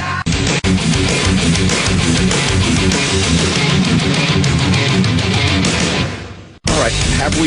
Have we run through the Guantanamo story? Because he made that a big issue today. It's a big issue. And Obama's sound bites on it. I mean, I need to play them. Then we're going to move on to who should Trump choose as a running mate. I say if he chooses Sarah Palin, his campaign is over. It's dead in the water. It's finished. She's part of the past, not part of the future. She's old news. She's rotting guava on the jungle floor. Over. it should be either Ben Carson or someone else. Who would that someone else be? So now he's pushing to close Guantanamo for reasons that make no sense, whatever. Listen to clip 08 on the Savage Nation, please. When it becomes clear that something is not working as intended, when it does not advance our security, we have to change course. For many years, it's been clear that the detention facility at Guantanamo Bay does not advance our national security. It undermines it. This is not just my opinion. This is the opinion of experts. This is the opinion of many in our military. What experts? The same stooges who say that the sea levels are rising? Propaganda in their efforts to recruit. It drains military resources. With nearly $450 million spent last year alone to Think keep how it much running. golfing you could do for that. More than $200 million in additional costs needed Wow. to keep it open going How much does it cost for your wife's less personal than assistance per 100 year? detainees. $200 million is chicken feed to him. If you added up the cost of personal assistance for him, his wife, the mother-in-law, the travel, Air Force One, Air Force Two, golfing vacations, that comes to a pretty penny. I know he's trying to tighten his budget a little bit now toward the end to show how good he is in balancing the books. I think it's the first time he's actually had to look at the books in his entire life. If a man never works a day in his life, how can he know anything about balancing a budget? That's why we're $13 trillion in debt, because he's spending like a madman, and no one stopped him. There's been no constraint. And it's very important you understand what this actually means. When he came to power, there was a $1 trillion national debt. It's now, what, $13 trillion? Who are you going to blame that on, Nixon? Why do you think he's run the budget up like this? Because he's printing money in order to buy off the people on the bottom and to pay off those who keep him in office and to buy off those who might throw him out of office. Is that clear enough for you? Write it down. It's 3 simple sentences. That money goes around. It's spread around. That money goes around and spread around. Buys off donors, pays off those who might prosecute him, keeps the lower, let's say, the have-nots in line by creating programs for them that they're not entitled to. In other words, there are welfare programs of one kind or another, whether it's for consultants who run these stupid think tanks that do nothing or whatever. That's what the $13 trillion has gone for. In addition to paying extraordinarily high amounts of money for things such as disability. The number of people on false disability claims is enough to fill a nation in the country right now. The last I checked, 14 million people were on federal disability. How many of them do you think are actually able-bodied workers? Quite a few. How come he doesn't crack down on that? How much has it cost to bring in millions of illegal aliens and pay for all their services? How many billions of dollars does he give to Catholic charities, Baptist Family Services, all of the other fraudulent religious front groups to service the illegal aliens that are pouring across our border? Where do you think those flat screens come from in the swimming pools? And the training for them and the this and the that. He's paying for it. So he's now suddenly worried about the cost of Guantanamo. It has nothing to do with the cost, in my opinion. Nothing whatever. So the second question is, who would be a good running mate for Donald Trump? I am totally and absolutely opposed to Sarah Palin. If Donald Trump's assistants or managers or whoever they are listen to this show, and I think they do, since many of the things he said to get where he is came from my last 3 books. They're almost word for word from my last 3 books. I can quote you chapter and verse going back 2 years, which is why I like him so much. I don't know him personally. I don't like him because of his shoes. It's not I like him because of his wife or his hairdo. I like him because his ideas reflect my ideas, because they came largely from my books. Go and look it up. Take a look at Stop the Coming Civil War and see if many of the things that Trump is saying don't come verbatim from my plan to save America. They do. That's why he and I resonate so well. Sometimes I listen to him and I say, wow, that makes sense. I look it up there. It was in my book. So there are people who work for him who get their ideas from very varied sources, and one of the sources are my books, in my opinion. However, if he now doesn't pay attention to what I'm saying and starts going outside the field of sanity and starts listening to these idiot consultants who destroyed Romney, he's going to go by the way of Michelle Bachmann, in my estimation. It's that simple. So I'm not attacking Trump. I'm attacking his advisors, who I think are taking him down the wrong roads. It's clear as a bell to me what's happening. And only time will tell whether I'm right. I hope he doesn't flame out, because the last thing we need is one of the communists to run the country. Speaking of the communists, a very fine filmmaker named Spike Lee. He actually is a good filmmaker, incidentally. I know a lot of you resent him, but he's really quite a good filmmaker. Some of his movies were great. I think The Son of Sam I like the best, actually, looking back on the movies he made. That was an eerie movie about Berkowitz, the murderer. Spike Lee is a fabulous filmmaker, but a total, I don't know what to say. Everyone's entitled to their opinion, even Spike Lee. But he put out a South Carolina radio ad for Bernie the Commie in clip number 24, which you have to hear on the Savage Nation. Wake up! Wake up, South Carolina! This is your dude, Spike Lee, and I know that you know this system is rigged. For too long, we've given our votes to corporate puppets. Sold the okie doke. Bernie takes no money for corporations. Nada. Which means he is not on the tape. And when Bernie gets in the White House, he will do the right thing. How can we be sure? Bernie was at the March on Washington with Dr. King. He was arrested in Chicago for protesting segregation in public schools. He fought for wealth and education equality throughout his whole career. No flipping, no flopping. Now, listening to his voice, we know why he's behind the camera, not in front of it. I never knew he had such a poor voice. He really ought to consider getting someone to read his lines for him, because this guy is not made for radio. This guy's made for an eye behind the camera. That's about it, and bossing people around with his hands. Again, he threw in corporate puppets. Don't you love that every other word from these left-wingers is corporate band, corporate band, corporate.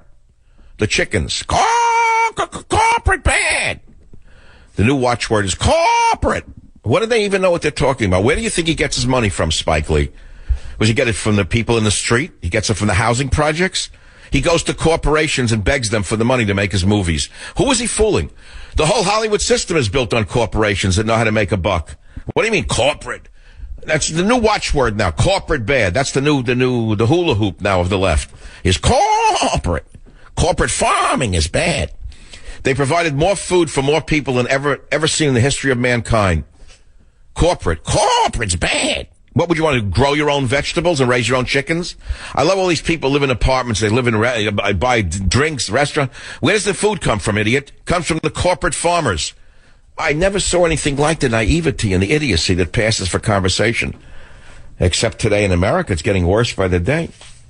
So now let's go back to some of the topics, some of the calls on the Savage Nation. Bill on WFTL in Florida. Welcome to the program. Go ahead, please. Yes, we nearly never disagree, Doc. But on this Sarah Palin matter, I think there's something that we should consider. Aren't you the guy from New York who changed his station and his... I recognize your voice. Don't you call from WABC all the time under a different name? On Beach, let's talk about Sarah Palin, Doc. Yeah, you're banned from the show because you're a bore.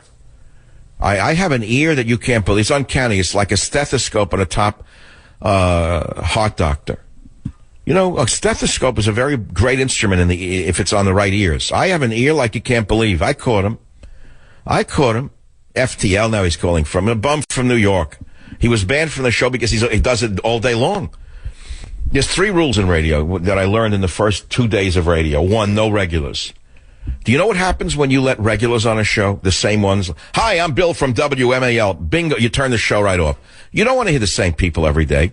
That's why I took a break from callers yesterday, because of creeps like him. The guy just now, it's like a plague, like flies. Like horse flies. You can't get him out of the stable. Buzzing. They buzz around. If I have to go to no calls again, I'll do it. If I get another regular, it's over. I'm getting sidetracked already. I can see the energy is waning. I moved off the Guantanamo. I don't want to do this anymore. Play me some Cuban music like Chocolate now to get my energy back up. Because I think I'm going to go have a piece of chocolate and a cup of... Oh, I didn't have coffee today before the show. That's what's the missing link. I was reading the excessive coffee drinking, another discovery, how good it is for you. One day, caffeine's going to kill you, wipe you off. The next day, it saves you, wipes out liver cirrhosis. Every other day, there's another story about coffee. The greatest substance ever found in Ethiopia was the coffee bean. There's one thing from Africa I got to thank them for, is Cafe Arabica. It's wonderful. So one thing the Arabs gave the world after the zero that I really appreciate. They gave us the zero, and then they gave us the coffee bean from Ethiopia. Another thing the Arabs gave the world, now that I think about it, is the distillation of alcohol. Fabulous. Before that, the Euros were only making wine and beer. They didn't know how to make distilled liquor. The Arab chemists knew how to distill alcohol, and they made the hard stuff. It's ironic because they don't drink. It's ironic Muslims aren't allowed to drink, but they knock down pretty good liquor down there in Saudi Arabia. I knew guys that worked in the oil business. Yeah, the robes, and behind the robes, you know what they're like? Are you kidding me? No, you can't touch that stuff. 50 lashes to you. Did you get the Johnny Walker? Yeah. Right. Cases of it is flown in by U.S. C-47. Whatever they fly, not C-47, the big ones. Probably a strato cruiser they bring in their booze for the bums in Saudi Arabia. They got to bring it in every month, a load. Bring it in. Oh, you're nothing. You can't touch it. It's against the Quran. Can't touch that stuff. Don't you? 50 lashes, hands get cut off. They're knocking down the booze. They got the women kidnapped in the rugs brought in from Denmark. Judge questions Clinton motive for server. So distillation. They distilled alcohol, and they could make the really strong stuff. They don't drink the wine and the beer over there. They like the distillation that their ancestors came up with. All right, so let me ask you this, a simple question. You're listening to the show, you're all interested in politics up to a point, then you're not interested, then enough is enough. How many primaries and secondaries and tertiaries and quaternaries can we take? How many primaries, secondaries, tertiaries, and quaternaries can we take in this country? When will this endless campaign come to an end? It is grueling. It's grueling. It's like a disease that's starting to wear me out. This is going to go on now until November. I can't believe this. And then wait, you think it's over in November? No. This guy in the White House is like the guy who has a tube of toothpaste that he squeezed everything out of. And then in the last 3 months after the election, he will take a hammer to the toothpaste that he squeezed out and squeeze more out of it. So here we are. What kind of voter are you? How do you define yourself politically? I want you to try to think. I want you to think about what I'm going to say to you instead of being a middle school level knee-jerk conservative, which has very little meaning or value today. The whole campaign right now is like at the middle school level. It's run by and for knee-jerk conservatives on the Republican side. It's all about holier than thou. Remember we used to detest people who were holier than thou, how we hated them? Well, now you got people who are playing the game of I'm more conservative than thou. I determine who is a conservative, and you do not pass the test, Mr. Trump. You're not conservative enough for me. Ted Cruz is now the holier-than-thou candidate. If you're not as conservative enough for him, or you're not as Christian enough for him, not as clean as him, I mean, forget about it. So how do you define yourself politically? Are you a values voter? Are you a party activist? Are you a feminist? Are you a libertarian? Are you a gun enthusiast? Would you define yourself as a cynic? A lot of people will say that they're cynics. They don't believe in anything. The reason they listen to me is because I'm cynical. They like the cynical part of me. They don't like anything else. Are you an isolationist? Would you be a socialist, perhaps? Madam, are you a capitalist?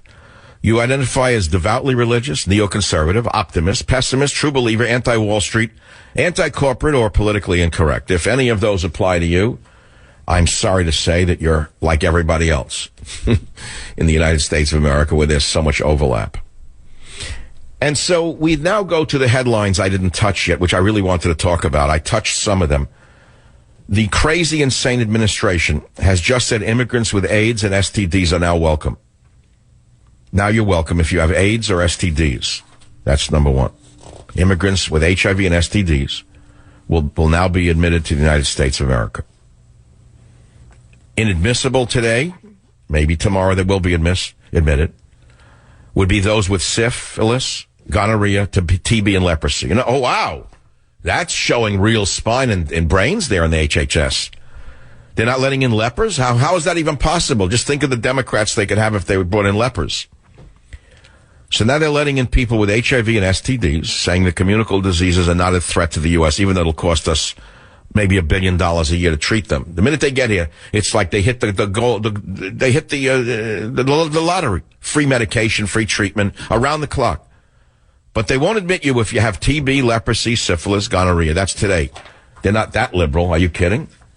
Don't think they're that liberal. Back in a minute. Join the Savage Nation. Call now, 855-400-SAVAGE, 855-400-7282. Savage. My Savage Nation is sponsored by SwissAmerica.com, the only company I trust to protect my wealth with gold and silver. Call 800-BUIC. Here's a very telling article. Marco Rubio will skip CPAC, which is the preeminent conservative gathering in 2016. Plans to snub the Conservative Political Action Conference this year and won't show up at all, according to Breitbart News. Now, why would he ditch an organization's event, the main event of the year, hosted by the American Conservative Union? Why would he do that? It's going to be held right after Super Tuesday from March 2nd to the 5th. That Rubio is skipping the preeminent annual conservative gathering of thousands of activists in a presidential election year, I think tells you very much about the direction of his campaign. And that has to do with the fact that his supporters are open borders guys. The others are going to be there: Trump, Cruz, Carson. They will be at CPAC this year. They've all attended the gathering in the past several years. In the past, Rubio attended along with his mentor, Jeb Bush. They appeared at 2015. But Rubio won't be going. Why? Because he's for open borders. And that tells you all you need to know about Rubio. So if you want open borders with an R next to a guy who really should be a D, vote for Rubio.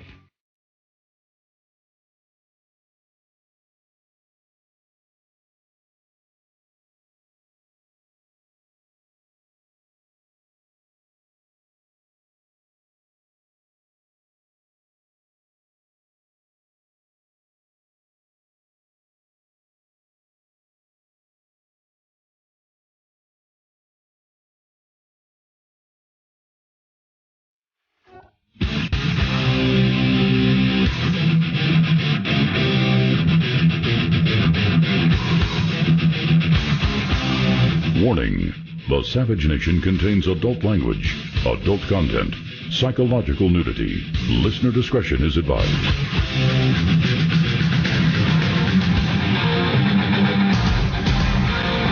And now, America's most exciting radio talk show, The Savage Nation. Talk radio for the thinking person, home of borders, language, culture. And here he is, Michael Savage. Loading into hour number 3, we are on The Savage Nation. So for an hour and a half, we talked about Guantanamo. The thin man in the White House has a desire to close it. It's one of his punch list items that he hasn't gotten to yet. Taking your guns is on the last on the list. He's saving that for the last 3 months. He'll come up with some executive action which will make you a felon if you own a gun. So in 2010, in 2009, Obama came to power with a punch list. And he's passed everything he's ever wanted and then some, but now he wants to close Guantanamo. Remember, detaining the enemy during wartime is lawful. It complies with domestic and international law. Guantanamo contains guilty men. They're America's sworn enemies. I believe that if any of them are innocent, they would have been released already. If they're not innocent, they should be executed, as Nazis were during World War II by FDR, one of Obama's mentors. By moving them to the United States of America and granting them additional rights and privileges, we're talking about some of the worst people on the planet. Do they have any idea what this litigation would cost? Here is a psychotic administration that has printed money. I called him the greatest counterfeiter in the world's history, Obama.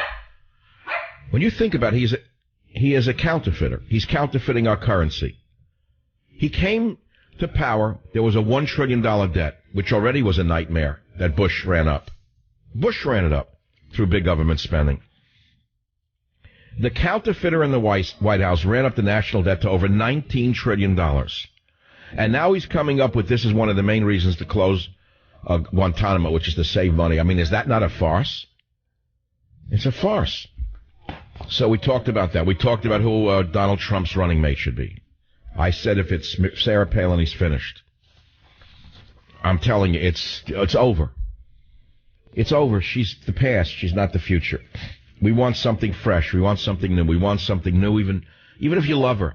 She's not going to ignite the audience the way You may be ignited by Sarah Palin.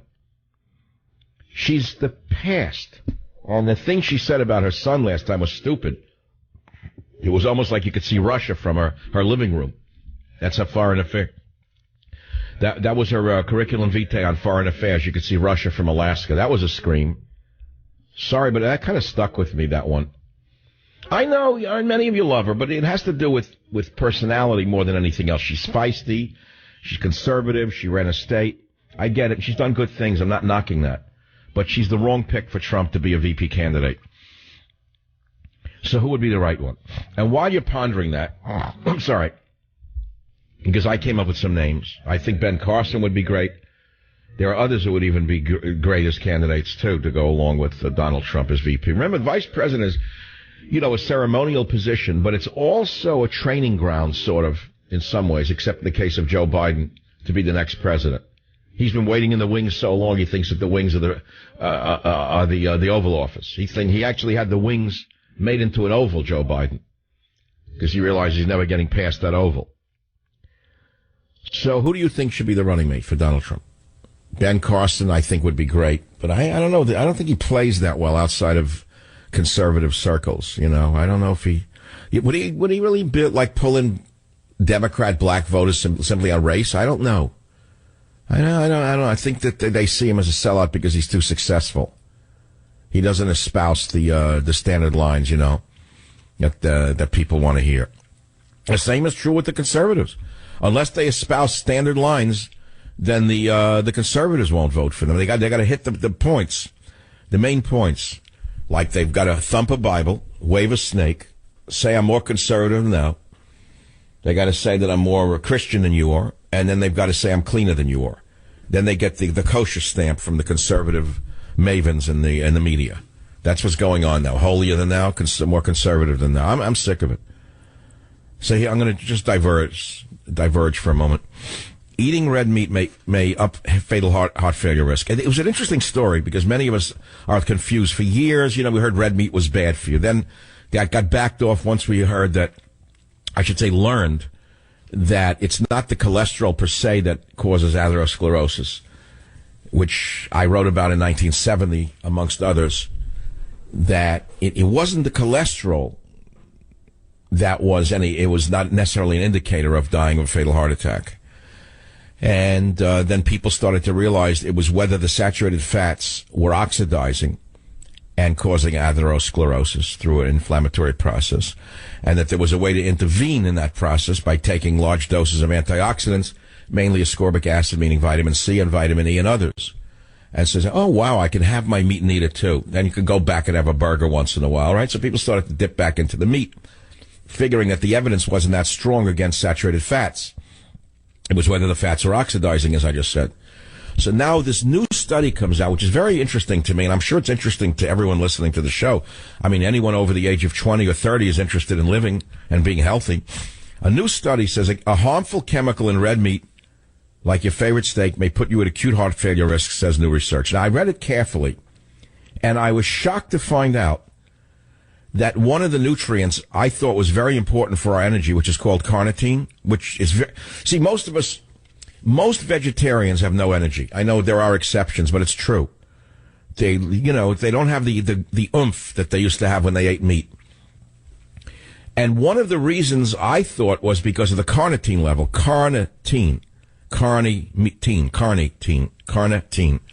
Carn comes from carne, meat. It's a nutrient called carnitine, which is not harmful. It's actually quite good. However, carnitine is broken down in the body and forms a harmful chemical named trimethylamine N-oxide, TMAO, something new for you to worry about. And that's a new one added to the nitrites, nitrosamines. Trimethylamine N-oxide, TMAO, is caused from the breakdown of carnitine, which is found in meat. So the study showed that patients with acute heart failure showed higher levels of the oxidized metabolite, TMAO, in those who died or had a repeat admission to hospital with heart failure within the first year. So what does this mean?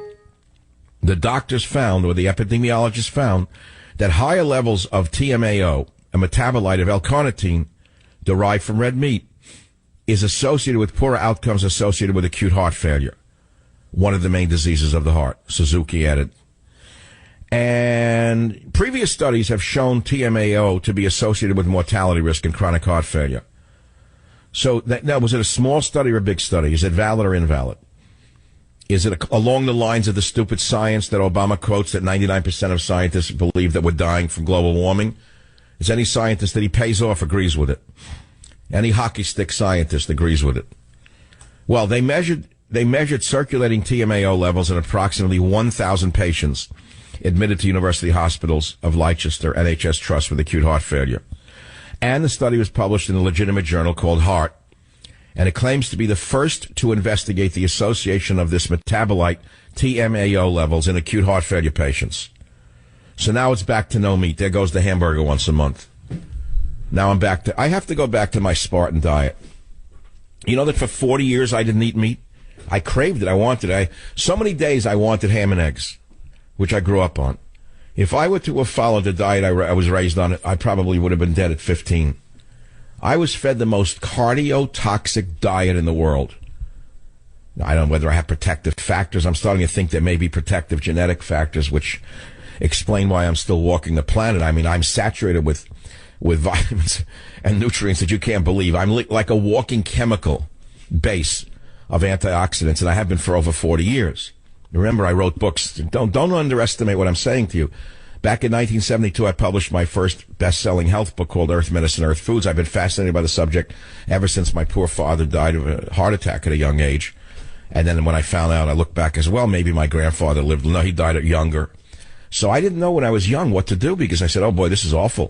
Father, rest his soul, 57, first heart attack at 55. Grandfather came over from Russia, worked his heart out, died at 47. I said, oh, that's awful. Now, you got to think of what this does to a young man who has a family. You're running around with like a gun to your head, not knowing if you're going to drop dead any minute. I'm not alone in this. I mean, America's probably got more cardio neurotics than any country on earth, I would think. And everyone's running around thinking they're going to drop dead of this or that any minute. That's the way we're conditioned, and we try to, ameliorate the risk of that, doing certain things. Well, some don't give a damn, and they do whatever they want, and they get sick and die very young anyway. They think that they didn't speed up their demise. They did. But at this point, I got to tell you that there's good reason not to eat red meat. So that's that. I know many of you know this. It's old news to you. But you should give yourself a pat on the back for not eating red meat. Don't eat it. Don't listen to those, oh, we don't know. I smoke cigars. I eat red meat. Okay, fine. Smoke cigars. Well, put your mouth next to the tailpipe of a bus if you like cigars. You like cigars? Go put your mouth on a tailpipe of a bus. That's what you're putting into your lungs. I love the people who say things like that and pass themselves off as intelligent people and conservatives, telling you it's fine to smoke a cigar and eat like a pig. They have no idea what they're saying. No idea. It's not about them. It's about statistics. It's about looking at 100,000 people or 200,000 people that you can draw a conclusion from, not the occasional individual. That has virtually no meaning. Say, well, my grandfather drank and smoked, he lived to 98. That doesn't mean anything. It means almost nothing. You're looking at statistical evidence, not the individual. So that's what you have to understand. That's the science of epidemiology, which I studied for a while. And there's certain things that we know, that science knows very, very well. Salt, for example, sodium intake. I have lived a sodium-free life for years. I wouldn't cook with it. Children didn't get it. Cooked nothing with salt, ever. No one missed it. It was naturally occurring in almost everything. Because we only need about a gram of sodium a day, and we get about 5. That explains, to almost the greatest imaginable degree, why there's such a level of hypertension in America. I remember in the 70s when I was working for my doctorate, I'm not allowed to mention it. I understand it offends those who dropped out of high school or in talk radio. It gets them mad. But I'll mention it again. As I was working for my doctorate in the 70s, there was a large discussion about African Americans and the high rate of hypertension in the African American communities. I wouldn't say community because there's no single community, but amongst African American people, high rate of high blood pressure. And it was pretty well understood that it was related to the diet. At the time, there was a thing called soul food. I don't hear that anymore, Robert. It's not mentioned anymore. But so-called soul food, which was very de rigueur in the 70s, was just laden with salt. just loaded with sodium. And it had a lot to do with the high blood pressure epidemic occurring in African American people. I don't know whether doctors even know this anymore, because they just put people on high blood pressure pills and tell them to eat what they want. That's the stupidity of medicine today. Oh, go on now, John. You can eat what you want. Just take these little old pills. You got high cholesterol? That don't matter. Take this pill. You like that strawberry shortcake or the tiramisu after that big fatty Italian meal that can kill an elephant? Go ahead, have that tiramisu after that meal. Just take one of your diabetes pills. Now you wonder why people are walking around taking all these pills. They're living foolishly, taking all these pills thinking that they're countering them, but they're only poisoning their livers and their kidneys at the same time that they're poisoning their hearts and lungs. Anyway, I'm not a purist in that regard, but I do know an awful lot about this field. And what I'm saying to you is it's very interesting to me that newer knowledge which emerges starts to teach us certain things that we didn't know before, and that's what's exciting about new knowledge. And this is new knowledge, because I did not know that carnitine, which I favored incidentally as an energy source for people, can be broken down by gut bacteria and form the harmful chemical named trimethylamine N-oxide, TMAO. I did not know that. It was just discovered. So you heard a brand new discovery right here on the Savage Nation. Join the Savage Nation. Call now, 855-400-SAVAGE, 855-400-7282. Savage. My Savage Nation is sponsored by SwissAmerica.com. It's the only company I trust to protect my wealth. Call 800-BUY-CO. See, the minute I do a health segment, I know what happens. The call is starting with already the sex questions and the hair loss. You know, before I was even on talk radio, I used to do book tours for health books that I wrote. And it was inevitable. Invariably, every city I went to, no matter what the subject was, if we took calls when I was a guest on shows, I'm talking 25, 30 years ago, it would be like, doctor, can you tell me what I can do for male, or my hair is going to... All they cared about, no one cared about cancer, heart attack, Alzheimer's. They cared about hair, and you know what? Nothing's changed. If a candidate came along and said, I guarantee you vote for me. You vote for me, I'll make your hair grow. I'll make your EDS disappear. What's it called? EDS? No, that's the name of a company run by Ross Perot. It's ED, right? Okay, we'll start again. You step right up and you vote for me as a conservative. I'll restore American values. Every one of you, your ED will go away. Your hair will grow back. Your pyorrhea will disappear. Your skin will clear up. Women will flock to you. Your dogs won't bark at you. Just vote for That's what it all sounds like to me right now. You got to remember, I'm a cynical guy. I was sinful at 8. I was sinful and cynical at 5. That's a great slip of the tongue. I'm a sinner. I admit it. I've been a sinner since I've been born. I'm not a pure guy. Anyone listening to the show not a sinner? Could anyone step up and before throwing a rock tell me you don't live in a glass house? Now, this is funny. You talk about sin. Watch a sinful marathon of movies condemned by the Catholic Church. Turner Classic Movies has found a cheeky way to mark the run-up to Easter, shining a spotlight on mid-century movies censored by the Catholic Church. So during the month of March, Turner Classic Network is going to air more than 24 movies condemned by the Catholic Legion of Decency. That sounds like something Ted Cruz ought to be running after he loses. The Catholic Legion of Decency, an organization dedicated to combating objectionable content in films from the viewpoint of the church. Or Rubio could run it. And through the 1930s, they gave movies grades, A, B, and C, if they were, condemned. And so there were 27 condemned or objectionable films that TCM will run. And I'm going to read you the names of them and why they were condemned. And you're not going to believe this stuff. The Catholic League of Decency? Join the Savage Nation. Call now, 855-400-SAVAGE. Savage. So if you're tuning into the radio to find out, the ratings and who's up and who's down and what this, and he's moving ahead and that horse moved back and Cruz has moved up and that one moved back and the tail flicked in his face and the horsefly flew into Rubio's eye and he fell to the back and Trump ran ahead, and I'm not going to do it. Not right now. I did it already. Tonight already, you'll find out tomorrow what's happening because it's been decided before they even went into Las Vegas who's going to win. So Turner Classic Movies is going to run mid-century movies censored by the Catholic Church. And the movies that were condemned by the Catholic Legion of Decency, I can't help it. They were organized to combat objectionable content in films from the viewpoint of the Church. The Catholic Legion of Decency. And the Legion was founded in 1933 and blah, blah, blah. So they rated movies. So the 27 condemned films being presented by TCM around Easter include 1933's Babyface, in which a young Barbara Stanwyck uses sexuality to get ahead in life. 1956's And God Created Woman, the French film that created Brigitte Bardot's sex kitten image. You seen her recently? 1964's Kiss Me Stupid, a Billy Wilder comedy about a singer who must have sex regularly. Stop it, to avoid headaches. Stop it. I almost lost my pasta salad. A singer who must have sex regularly to avoid headaches? How could they make a movie like that? Isn't the old joke, no honey, I have a headache? Where like the man, right? And then she says, I have a headache. So to her, okay, I don't get it. And 1972's The Carrie Treatment, a thriller revolving around an illegal abortion, which is not funny. TCM even found The Nun to host the primetime block. Sister Rose Picotti, a member of the Daughters of St. Paul and a film critic. I don't know who that one is. She's probably the opposite of what you may think. Anyway, that's a little lighthearted. What else is in the news? This is another screamer. You're not going to believe this one. I'm saying this in all sincerity. This is not made up.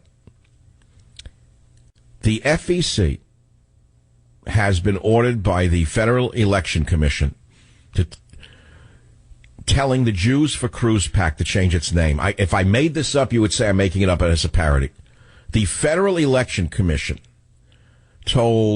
has told Jews for Cruz PAC to change its name. Why?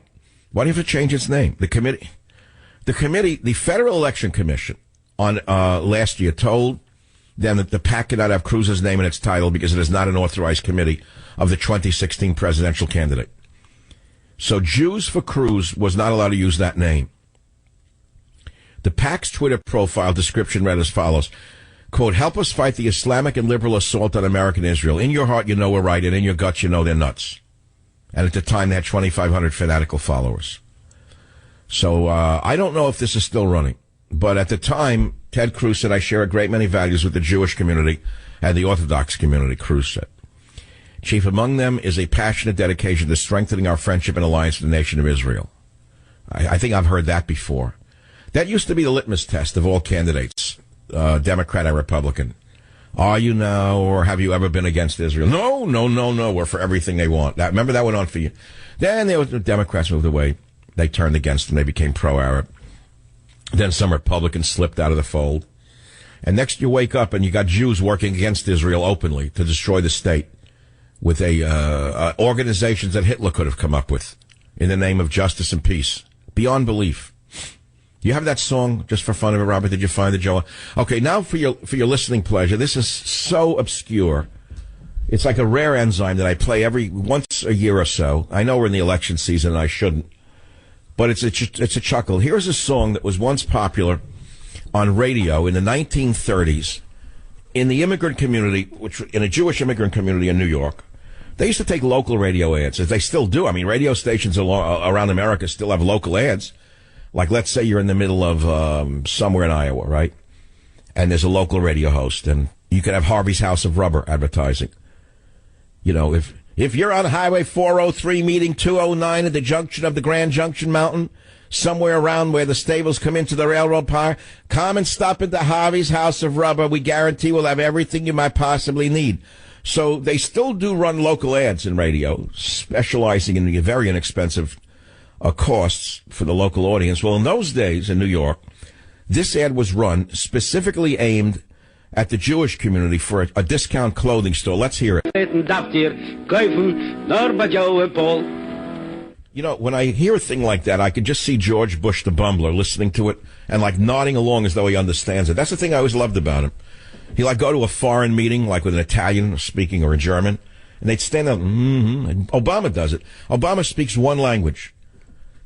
That's it, but he makes believe he understands. They all do, like, They fold their hands in front of themselves, and the guy's speaking like in Turkish.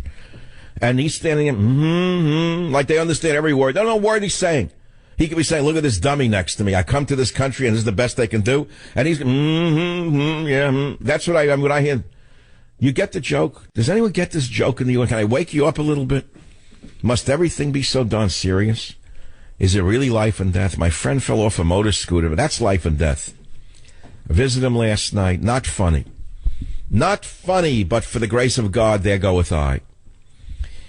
And we wish you a speedy recovery, Mr. MK. I hope you're listening to the show right now. The only benefit, if there is such a benefit to being laid up in bed, is that you get a chance to listen to my show 3 hours a day instead of making money to give it away to charities. I hope you're listening and you're doing well. Phone number is 855-407-282. You want me to go back to regular programming? I can't take it. What's this now? Oh, here's one. Here's in the stack. The stack of stuff. The Obama CIA is putting diversity above national security. Really? No kidding. John Brennan, the head of the CIA, is not concerned so much with ISIS or Al-Qaeda or threats of terrorism. No, he's concerned with making certain that transsexuals can get into the CIA. It doesn't matter whether they're good at the job. It just matters that they're transsexual. And so he's now going to make certain that there are enough transsexuals to satisfy the inclusion mandate. And they're also going to search the CIA, and I'm not making this up, for, quote, unconscious bias training. Do you know what unconscious bias training is, Mr. Brennan? It was written about by George Orwell. It's called Thought Police. How dare you become such a lowlife as you've become? They're going to look into unconscious bias inside the CIA. He says that he's going to make sure the CIA has no form of unlawful discrimination. Oh, we all want no discrimination. We all know there is none. There's no discrimination in the federal government. There can't be, except against white heterosexual Christian males who served in the military. That's the only discrimination that's permitted. You can laugh at them, you can mock them, you can demote them, you can deride them. But other than that, there's no discrimination.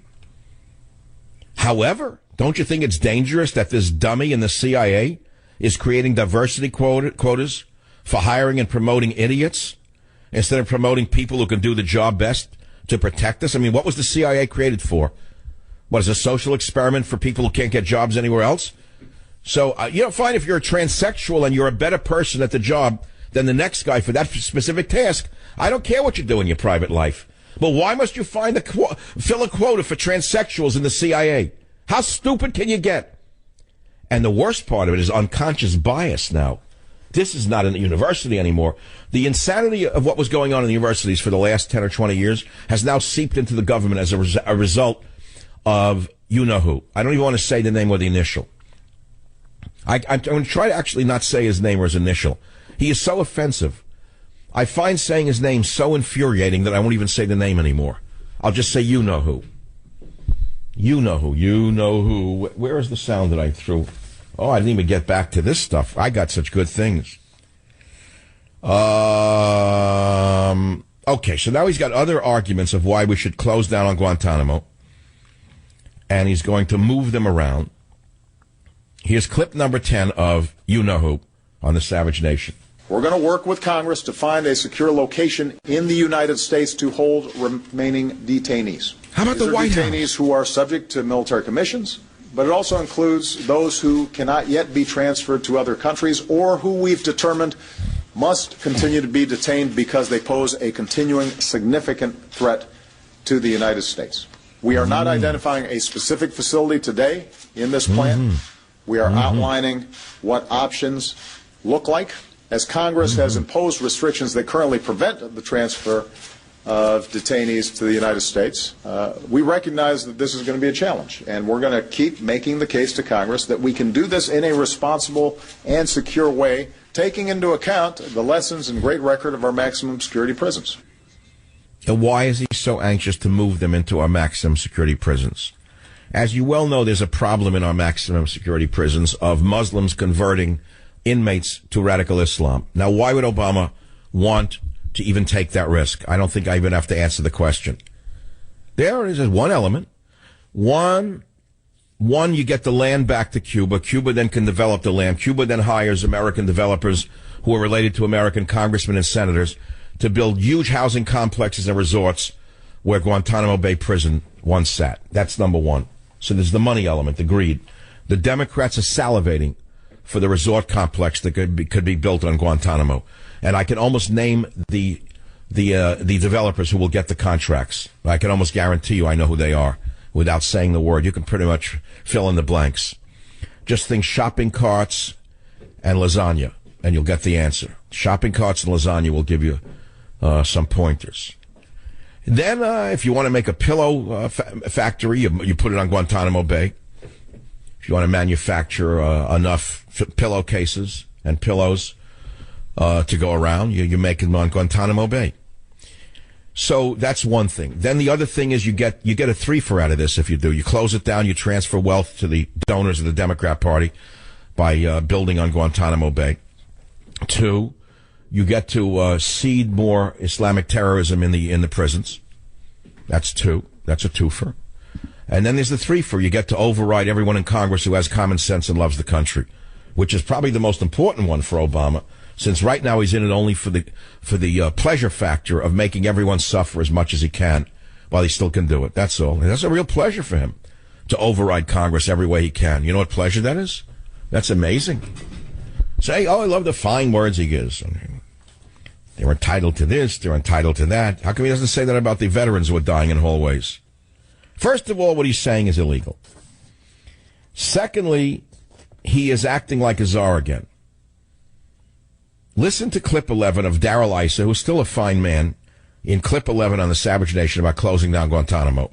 This has been a goal from day one. He had a full czar whose job it was to close Guantanamo. But the fact that he's willing to do it in violation of an explicit law, an explicit signed by the president determination that he not be able to do it, probably has two things. One is the fact that he has very little to lose in his opinion.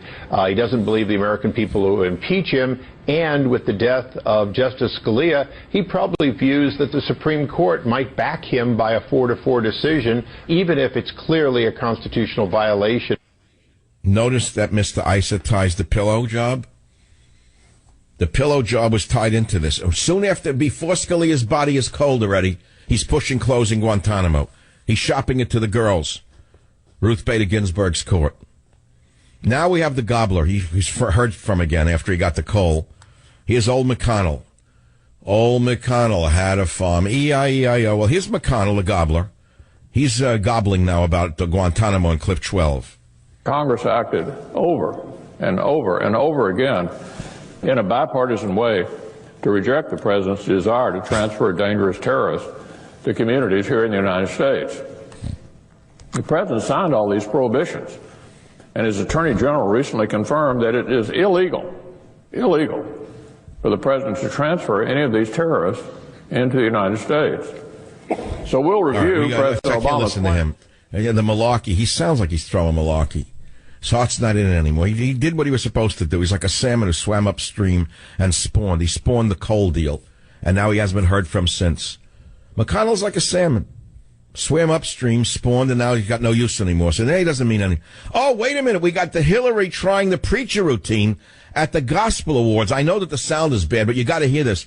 She goes into this gospel thing that is a scream. Back in a minute on the Savage Nation.